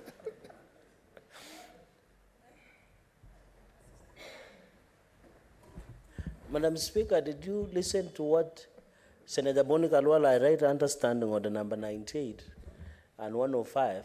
Did you listen to what Senator Boni Halwale said? Which specific? I've heard Does he many have things. facts to say those people who have children and do not have? Can he substantiate, Madam Speaker? Because Honorable how Senator. sure does he, it is creating improper motive that people who do not have children, you can fail to have biological children, but you can be a foster parent, Madam That Speaker. is very true. Yes, it is. Honorable And Senator Madam Boni. Speaker, finally, on that note, I have had relatives who have not been blessed to have children. And it is a very sensitive issue, Madam Speaker. Can he refresh what he's saying as our leader? I know his prowess is known beyond the Luya land with a number of Senator, children across. thank I'm you. told, Mr. Speaker, even he doesn't, every examination here, Boni Halwale must have a child doing an exam, which is a good thing. Senator Cherariki, point well noted. Senator Boni, proceed and make sure you address that point appropriately. Thank you, Speaker. Honorable Speaker, Senator Cherariki never ceases to amaze. He's now misleading the country that every year I never miss to have a child. Mr. Speaker, he should come for accurate facts when he wants to talk about it. If you wanted to talk about it, you should have said that, and in some of the years, I have more than one child. Because I have the gene of twinning, Madam Speaker. And I am so proud of it. Madam Speaker, these children who are here, they have parents behind there. And as we congratulate them, this is a momentous occasion for them to come to the Senate. How I wish that these children would all succeed. There's nothing greater for a woman, for a man, than to see your own child succeed. Madam Speaker, today I had an occasion. I met a parent accompanied by her daughter. This daughter studies in London, Madam Speaker. And this daughter has been away for almost a year. When the mother was introducing the daughter to me, Madam Speaker, I saw tears in the eyes of the woman because I've been intimidating this woman elsewhere that you don't have children. So children are a very good thing. My dear children, boys and girls, welcome. Teachers, take care of our children. And please,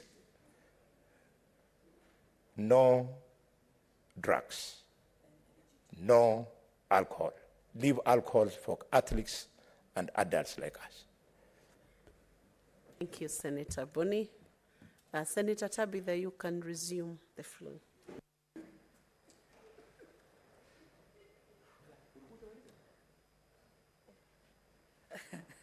Thank you, Madam Speaker. As I conclude, Madam Speaker, I'm just happy on how the two leaders have really given warmth to our children, and also as a mother, I'm very proud of them, and I continue encouraging them that if I'm here, you can also be here. It's not limited to anybody, this space. It's open to anybody, to any Kenyan. So as I conclude, Madam Speaker, I was just discussing on the issue of the pending bills, an issue that is very rampant, is very high in all and most of the counties actually that are in place. But just to say that with these schedules in place, then the county should be able to plan better. We encourage the governors and the county assemblies to have proper budget guided by the schedules. I also ask, as I conclude, that my colleague senators to be able to get to understand the figures, the schedules, the amounts that have been allocated each and every month for each and every county, so that the plannings can be well and very much put in place. And so, as I've said earlier, I really appreciate all my members so much, the secretariat led by the clerk Gitonga, there's Beverly, there's the legal team, Lucy, Makina, and all the other teams that are in place for finance and budget committee. At this time, Madam Speaker, I beg to move and request my colleague, Senator Leader Whip, Senator Boni Alwale, to second. Thank you. Senator Boni. Thank you, Senator Tabitha. Thank you, Madam Speaker. Madam Speaker, I rise to second this motion as moved by my Vice Chair. I will not have too much to add because she has said everything. The only thing I want to emphasize, Madam Speaker, is that I couldn't agree with the Vice Chair even more. That as senators, we need to own the figures. When you go to public function and you tell the people of Kisii County that Senator Simba Aradi, I have given this much money, and you speak to the millions, speak to the speak to the billions, you speak to the millions, speak to the thousands, and up to the last shilling, Simba Arati realizes that there is a sheriff in town. Madam Speaker, we also as senators need to encourage ourselves that we should quickly go before our county assemblies and also tell them about the arrival of this money. Because there are many times governors have given MCAs the impression that money is hard to come from Nairobi. Living by our mantra of bottom-up, we have lived to it. We have released money to all the governors. But with this schedule still here, it's not easy for the central bank to now make the money to its accounts. I would like my statement to prick my colleagues from Azimio. If you go to the report of the control of budget, Senator Bittes, they have itemized the performance of our counties from the time of their last election. and they have indicated how much money each governor is collecting as own source. Sadly, the top counties, and with due respect, are Kenya Kwanza counties. The top. Murang'a is there, Kirinyaga is there, Bungoma is there, name it. But the Azimio counties, in this last month, I would like you to familiarize with this because this is painful. They are indicating a drop. It doesn't mean that Mama Mboga, when she's selling her vegetables, the mama who is selling fish is not paying taxes. They are paying, but these guys don't declare. So if we don't put pressure at them, they'll cheat you that, oh, Kakamega has raised 2 billion shillings, when in fact it has the capacity to raise 6 billion shillings. If you go to Kisii County, very enterprising people. Those thousands of people you see in Kisii town at the marketplace and other centers, they pay taxes. So if we don't put pressure, the governors just share that money in the evening as they go home. We have a job to do. And governors, because of the misery of poor remuneration of our MCS, Madam Speaker, they take advantage of them. So our MCS are not able to oversight them strongly. We need to give them the proper backup. Having said that, may I inform the people of Kakamega that we're very lucky that this year the governor is going to spend 17 billion 370 million 287,053 shillings. He has no excuse. We expect the governor of Kakamega to hit the road running, to ensure that stalled projects, Mumiasi Hospital, Butere Hospital, Nambacha Market, Malinya Market, Khaega Market, Shiamahubu Hospital, they should be completed quickly together with Bukhongo Stadium because the money is there in billions of shillings. Madam Speaker, this applies across the board, and therefore we have every reason to insist that they perform. Finally, but not least, at the risk of anticipating debate, my vice chair is not here. There's a bill I have seen which has come through the National Assembly. It's looking for our concurrence. Colleagues, it is trying to shift public debt from being benchmarked on debt ceiling to anchoring so that the debt is a percentage of the GDP, which is the modern way of doing things. But why it is worrying me, colleagues, is that I've seen a clause there which has now been approved if we agree. They are saying that whereas it should be anticipated to be at 55% and the cabinet secretary can be allowed to borrow at not more than 5%, they are saying that for 5 years, this clause should be suspended. So if you pass a law to create debt anchor, and then you suspend the clause that is supposed to be implemented, it means you're giving the cabinet secretary an open check to borrow as they wish. You know, this house is supposed to protect the president also. When Anglo-leasing happened in this country, Moi, as president, thought all was well. not Anglo-Leasing, Goldenberg, Moi thought all was well. Had Parliament of that time protected President Moi, Kamlesh Patni would not have run away with those billions of shillings. Similarly, when Anglo-Leasing took place, Kibaki thought all was well. So as President Ruto works very hard, we must, as Parliament, remind him that some of the decisions being made by the Treasury, we got to be cautious. My brothers and sisters, we are building a country. The children have just left the gallery.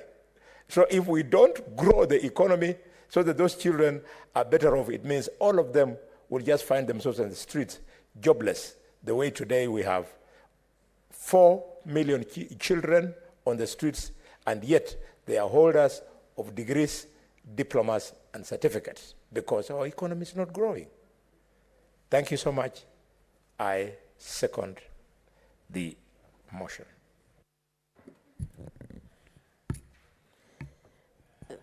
Honorable Senators, I propose the question that the Senate adopts the reports of the Standing Committee on Finance and Budget on the county government's equitable share cash disbursement schedule for financial year 2023-2024, laid on the table of the Senate on Thursday, 27 July 2023, and that pursuant to Section 17(7) of the Public Finance Management Act and Standing Order 189.3, the Senate approves the county government's equitable share cash disbursement schedule for financial year 2023-2024.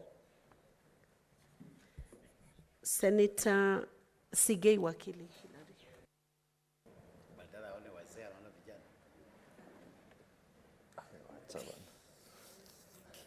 Thank you very much, Madam Speaker. I rise to support the motion, and I want to begin by appreciating the Vice Chair of the committee for elaborately taking us through the motion and also the seconder of the motion, Honorable Senator Boni Halwale.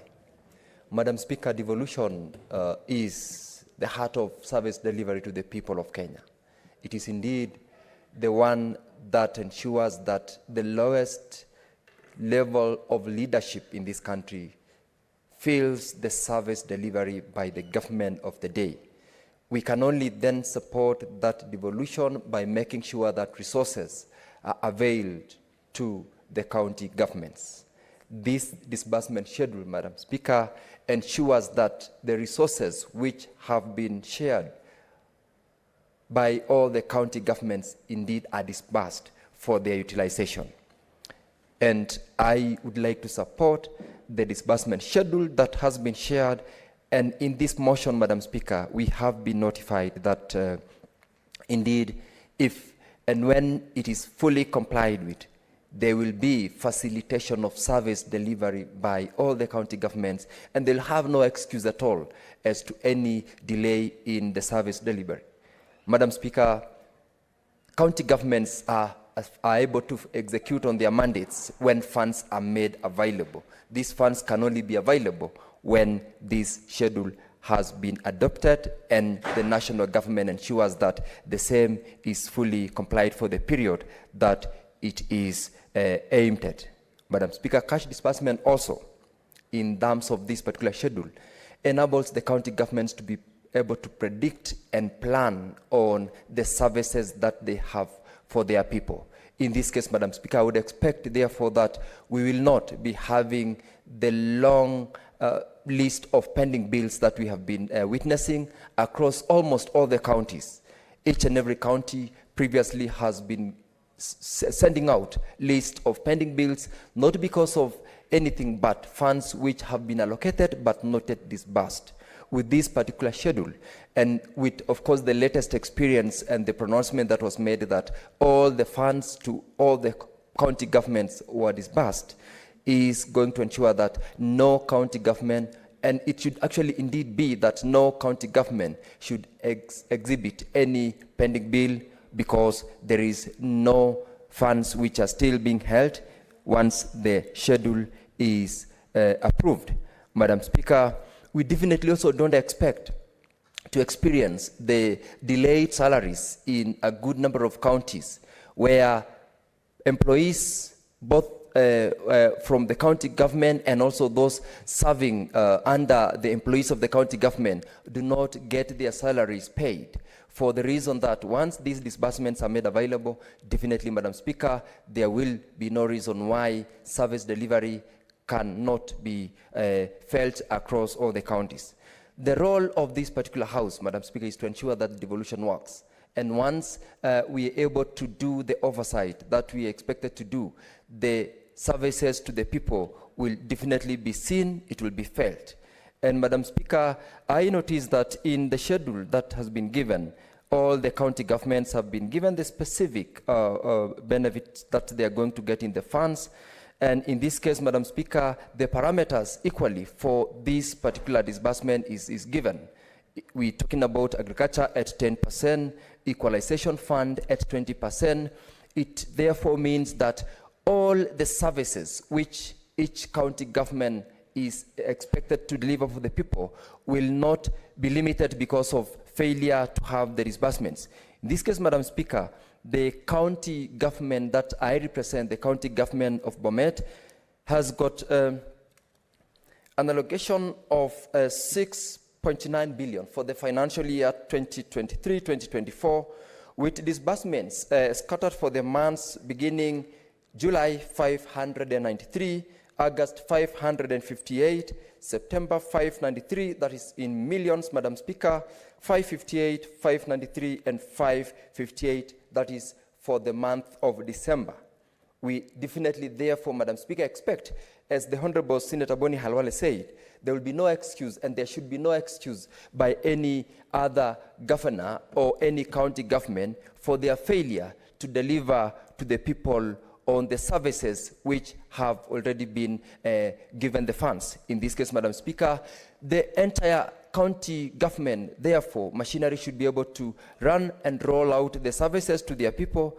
And we call upon also the members of county assemblies, who in this case are the first port of call for purposes of ensuring that services to the people are delivered. This is an opportunity for them to ensure that the executive and the county government do not raise any excuses to their inability to ensure that roads are done. Hospitals are also supplied with medicine and any other service that is devolved, particularly in every other sector, should be able to be delivered to the people of the country. And Madam Speaker, as I conclude, I would like to appreciate the committee for their immediate submission of this motion, because having passed the CARA, this is the opportunity then for the county governments to ensure that they receive the disbursements into their accounts for the services to the people of our respective counties. I, therefore, Madam Speaker, support, as I thank you for the opportunity. Senator Richard Momoima Onyonka.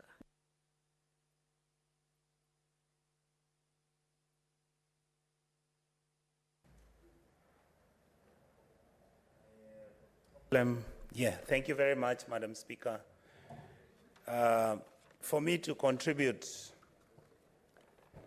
on this very important issue, Mr. Speaker, the first thing I want to do is actually thank my chair, Honorable Roba, and thank my vice chair, Madam Thabita, who have been two individuals who have been extremely hardworking, and they have really tried to summon us when we are late. They have always consulted us. They have always talked and told us about the responsibility we've been holding. Madam Speaker, as I'm contributing to the issue of the disbursement schedule that is being done by the Budget Committee where I sit, and honestly, the way the Vice Chair spoke, the truth is that we've really been burning the midnight oil to make sure that these reports are completed on time so that we can try and present our schedule so that then devolution doesn't collapse. Madam Speaker, one of the things I wanted to discuss and raise is that, number one, I am happy that most of the committees now, after 10 years of devolution, are beginning to understand the responsibility of us, making sure that our major role, Madam Speaker, is to have our committees act, or indeed the Senate act as a secondary oversight role in making sure that we follow up on the amounts of money that the national government is supposed to release to the county governments. And then we are supposed to, again, follow up to the primary oversight authority, and that is the county assembly, to make sure that any resources they get are used and channeled directly to the county governments that we represent. My major responsibility, Mr. Speaker, has been to follow up, to do my job, accept what my mandate is and my responsibility. That mandate is to act as the oversight officer, make sure follow up on the detailing, which I believe the Kenyan public is listening, and that is how is this money released, where does it go, and how it's spent. To a large extent, Mr. Speaker, what normally happens is that there is confusion which is created deliberately, and I think we have had some of our colleagues here mention that it is very common and very obvious when you see some governors talking and saying how money has not been released by the government, and in fact, the government is the one which is not paying salaries. And Mr. Speaker, I've been telling my colleagues in the opposition where we belong that at some point, when a government in office, and even when the opposition party participates in doing something that is appreciated, we should give them credit. I actually would like to officially give credit to the KK government because of the fact that for the first time, all the money that is supposed to go to the county government has been released. That is what we would want to encourage the government to do, because this money being released is not supposed to be done as a punishment. It is supposed to be done because, one, it is constitutional. Number two, that the government, the national government's responsibility, and indeed for this case, the KK government's responsibility is to make sure that our money is released and it's taken to the county governments where it's supposed to mitigate the issues which are affecting our people. Mr. Speaker, one of the second issue that I've discovered since coming to the Senate and indeed being in this committee and many of the other committees that I sit, because I sit in the CPA committee, I sit in the budget committee, which we are talking about now, and I also sit in the devolution committee. The experience I've learned has been quite amazing. Number one, I have understood that unless we protect devolution fiercely, there's a possibility that even by default, not by design, even by default, devolution can actually fail.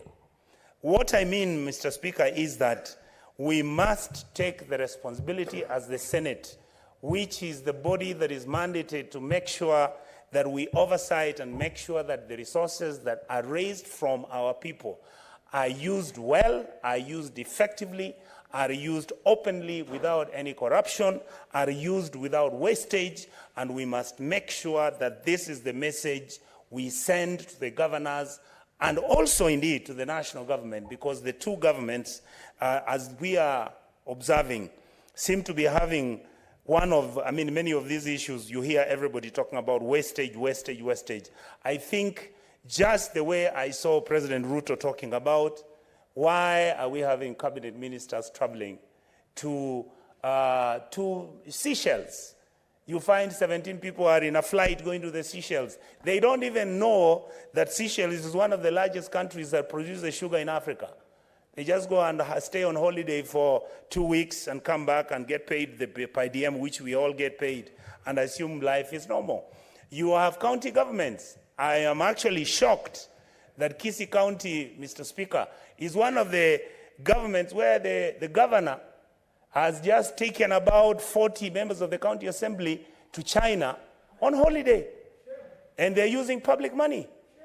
Can you imagine, Mr. Chair, my speaker, can you imagine what 40 individuals will consume when they travel abroad? I can tell you it's not less than 2 million. 2 million times 40 individuals is 80 million. And yet Kisii Level 6 hospital doesn't have medicines. Kisii Level 6 hospital and other peripheral health centers don't have even nurses in numbers. Can you imagine, Honorable Dr. Halwale, what 100 million can do in a year in terms of providing the community healthcare workers who are paid 5,000 shillings a month, and there are 1,000 in Kisii.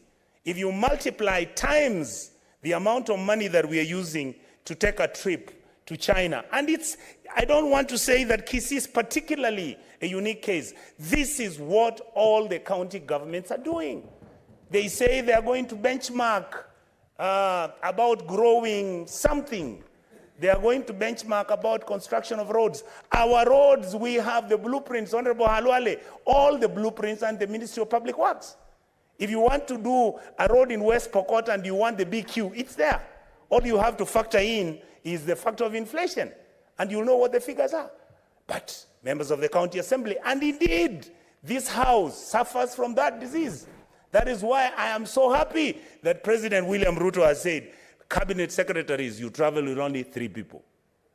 All the members of the National Assembly take only 2 trips, 3 trips, and those are enough. Let us try and save our people the pain, the anger, and the annoyance where these people who make sure we get elected every 5 years, these people who are being taxed heavily because we are trying to catch up with the past mistakes of misuse and abuse of public funds.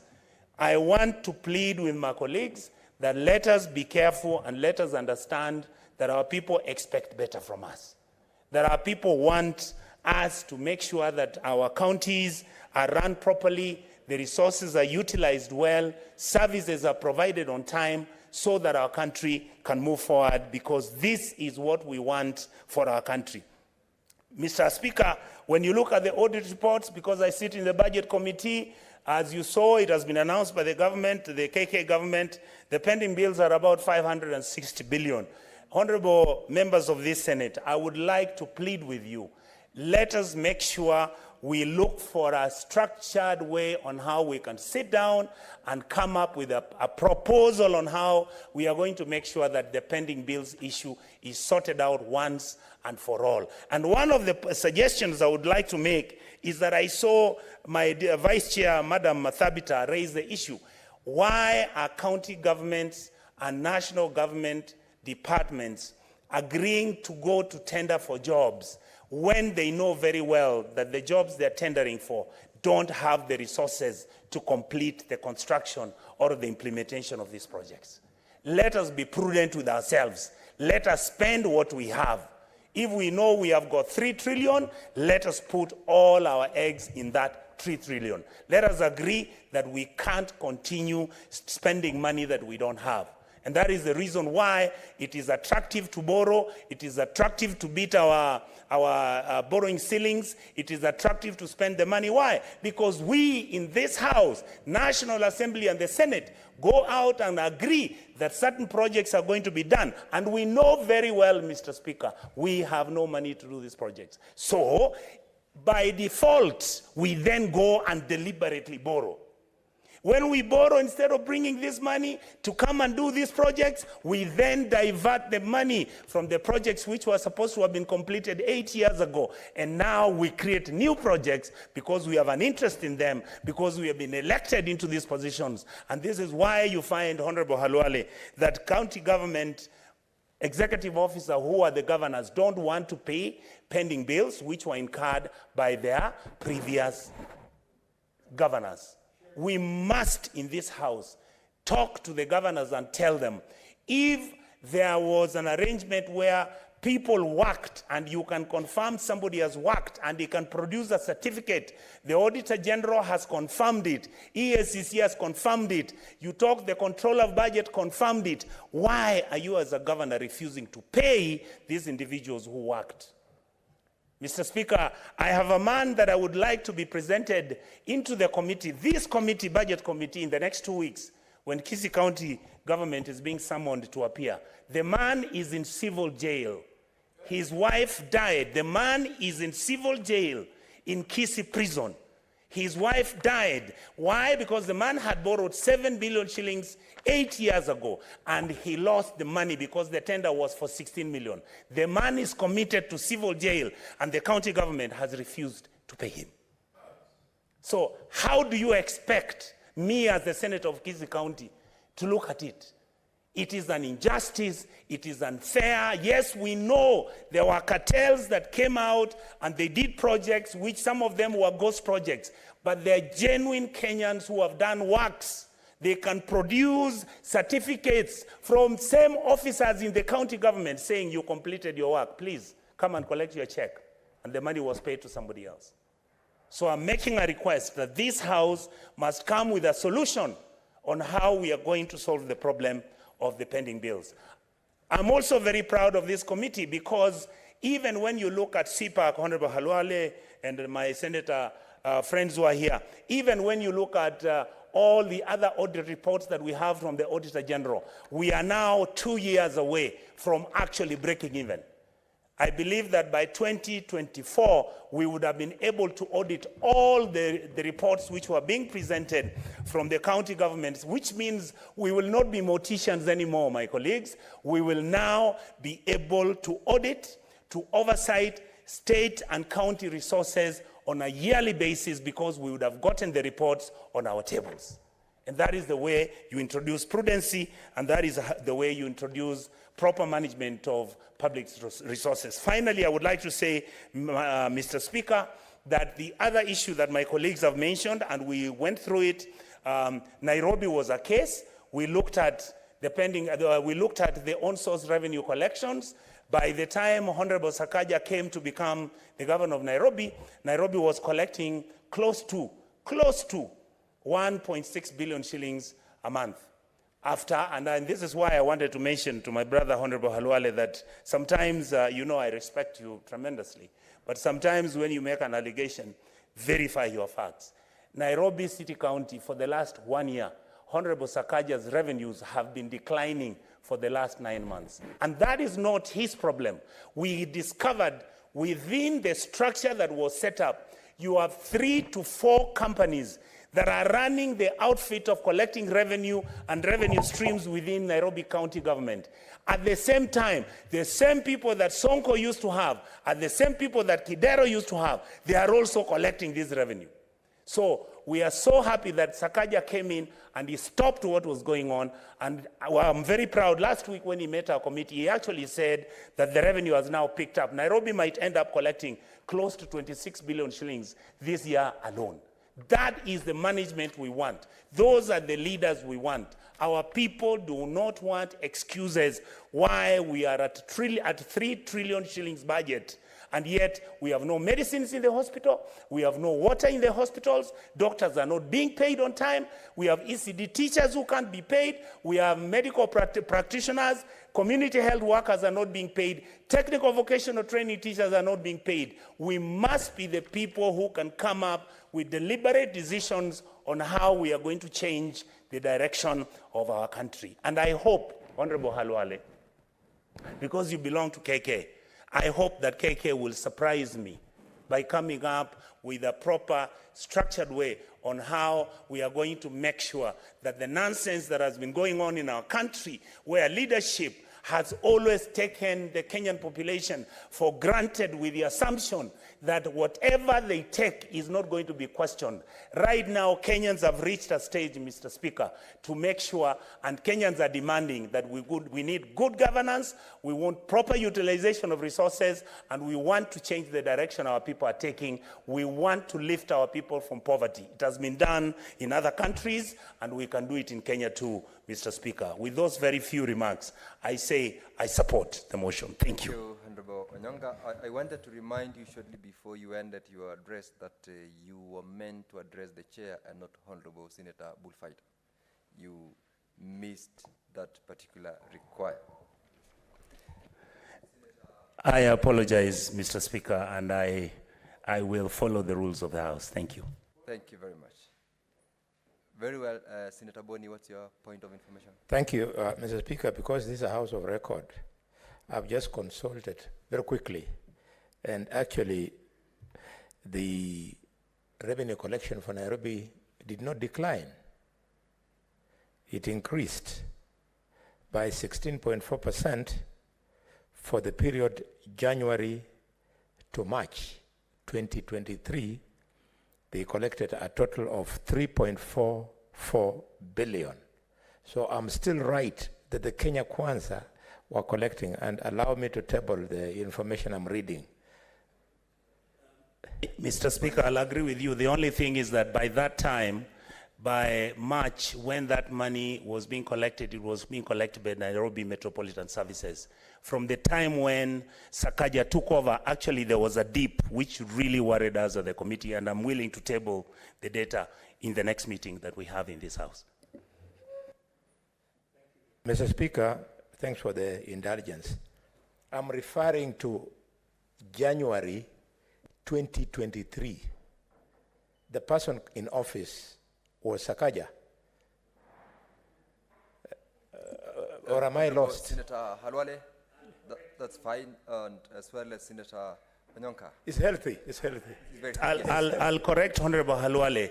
The person who was, the people who were handling the accounts for the on-source revenue collections were Nairobi Metropolitan. Up to now, we still don't have the PIN and the codes which are meant to open. That is what Governor Sakaja came to ask our committee to do, to ask the people who have been working with the Nairobi Metropolitan Services, who are now working at State House, to come and make sure that they are able to open the system so that Sakaja can now start collecting his revenue and putting it in a certain... Thank you. That was quite healthy. I mean, it's important to also get the facts, because this is the essence of the debate that we are having. Senator Mwenda Gataya. Thank you, Honorable Speaker. I'm happy that my brother Senator Onyonka has adequately advised Senator Halwale, because there is a serious disturbance in Seto as we talk because of some disconnect between the previous administration and the current one. But over and above that, Honorable Speaker, I'm happy for the Committee on Finance, because they have been up to the task to make sure that as a House, we have done what is supposed to be done, because our core responsibility, Honorable Speaker, is to make sure that we have monies in the counties. And I'm happy, Honorable Speaker, for the first time since inception of devolution, we have seen counties get money. I can make a reference to the fact that as we close the last financial year, Honorable Speaker, the national government closed that financial year with zero balance to all our counties across the board. I think this is a very big plus, and allow me, Honorable Speaker, to go on record to thank the current administration for leading to the true spirit of devolution by dispatching all the monies to the counties, because under this arrangement, Honorable Speaker, we are now going to see that our people get to services across the board. We are going to see contractors paid. We are going to see revival of stone projects. We are going to see pay many salaries paid, because we have had a lot of issues with salaries, Honorable Speaker, as you can remember, because we have had very many departments which have gone for months without salaries. So under this arrangement, Honorable Speaker, away from these governors getting money, I would want to call upon all the oversight committees, including the CPAC where I sit, including the SPIC, which is shared by my brother, Senator Ososi, to make sure that we play our key role of make sure that we put the governors on toes so that these people can make prudent use of the resources that we devolve to them. We have a lot of issues, Honorable Speaker, where people have taken counties as their personal property. So in this arrangement, Honorable Speaker, as a Senate, we are supposed to be so vigilant, because in quite a number of issues, Honorable Speaker, you find that money has been used 2 years down the line, 3 years down the line, and we are not even able to make some follow-up. Under this arrangement, Honorable Speaker, I really want to concur with what my brother Senator Onyonka has said, because in quite a number of times, as oversight committees will be treated as morticians, we just come to do post-mortem for money which has been stolen decades back. I think we have to make some review and make sure that we revise some regulations or standing orders to see that we are up to the task to find out how we can make sure that we put these governors and other users of money into prudent use. Honorable Speaker, if we continue with this kind of a motive, because now with this kind of administration, we are going to realize full potential of our counties by making sure that we get monies devolved throughout counties without delay. And I'm sure there's something very positive that we are supposed now to make sure that we put these governors on notice, that we are not going to allow any misuse and any prudent use of money. That is, we are likely to see it through our oversight committees. I support Honorable Speaker. Thank you. Thank you very much, Senator Mwenda Gataya. Senator Muma, Catherine. Thank you, Mr. Speaker, for allowing me to contribute to this, this motion. Mr. Speaker, I wish to commend the committee for preparing the report, and I wish to urge us as the Senate to quickly pass this schedule so that the monies can be disbursed to the individual counties.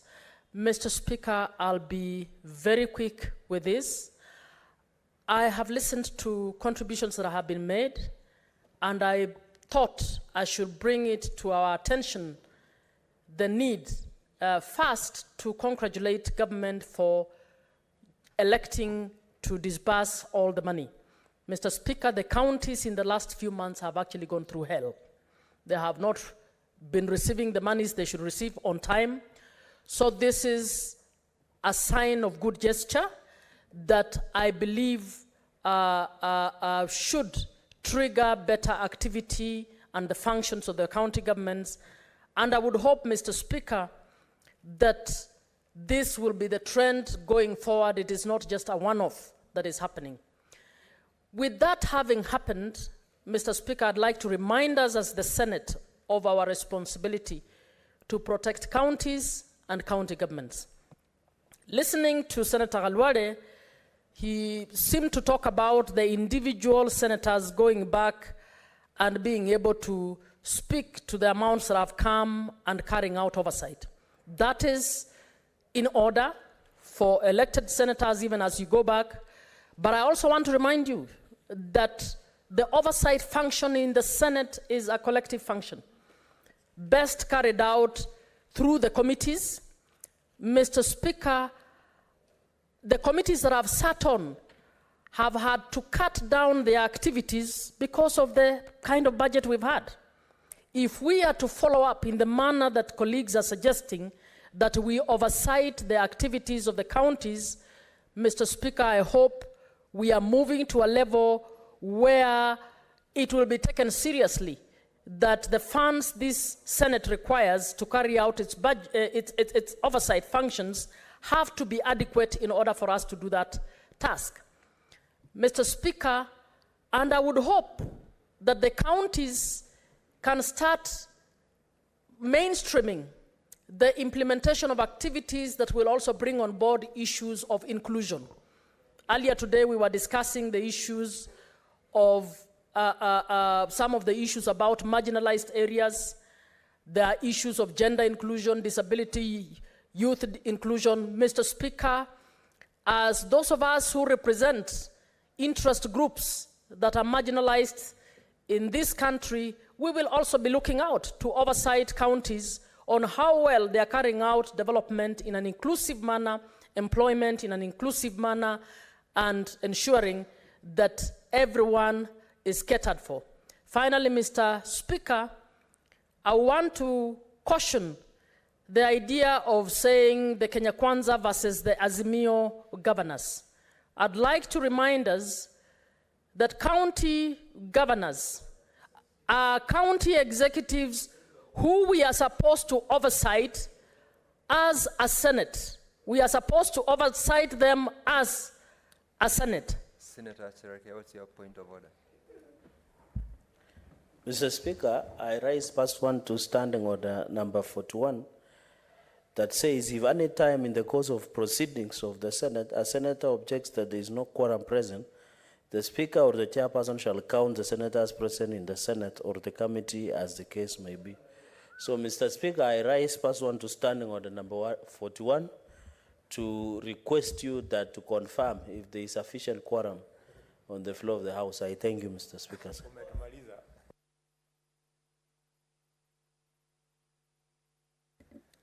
Sergeant at Arms, could you please ring the quorum bell for 5 minutes?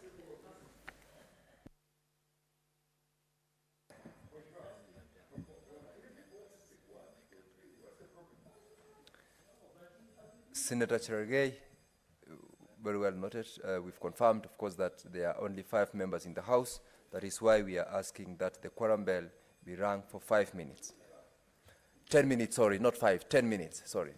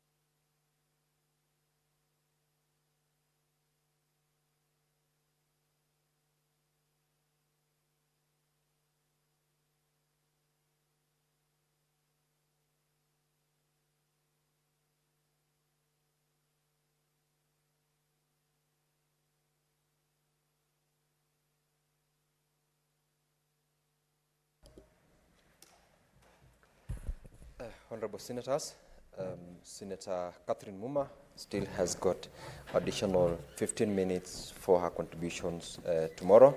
Having failed to attain quorum at the expiry of 10 minutes, the House stands adjourned pursuant to Standing Order 41 2A until tomorrow, Thursday, 3rd of August 2023 at 2:30 p.m.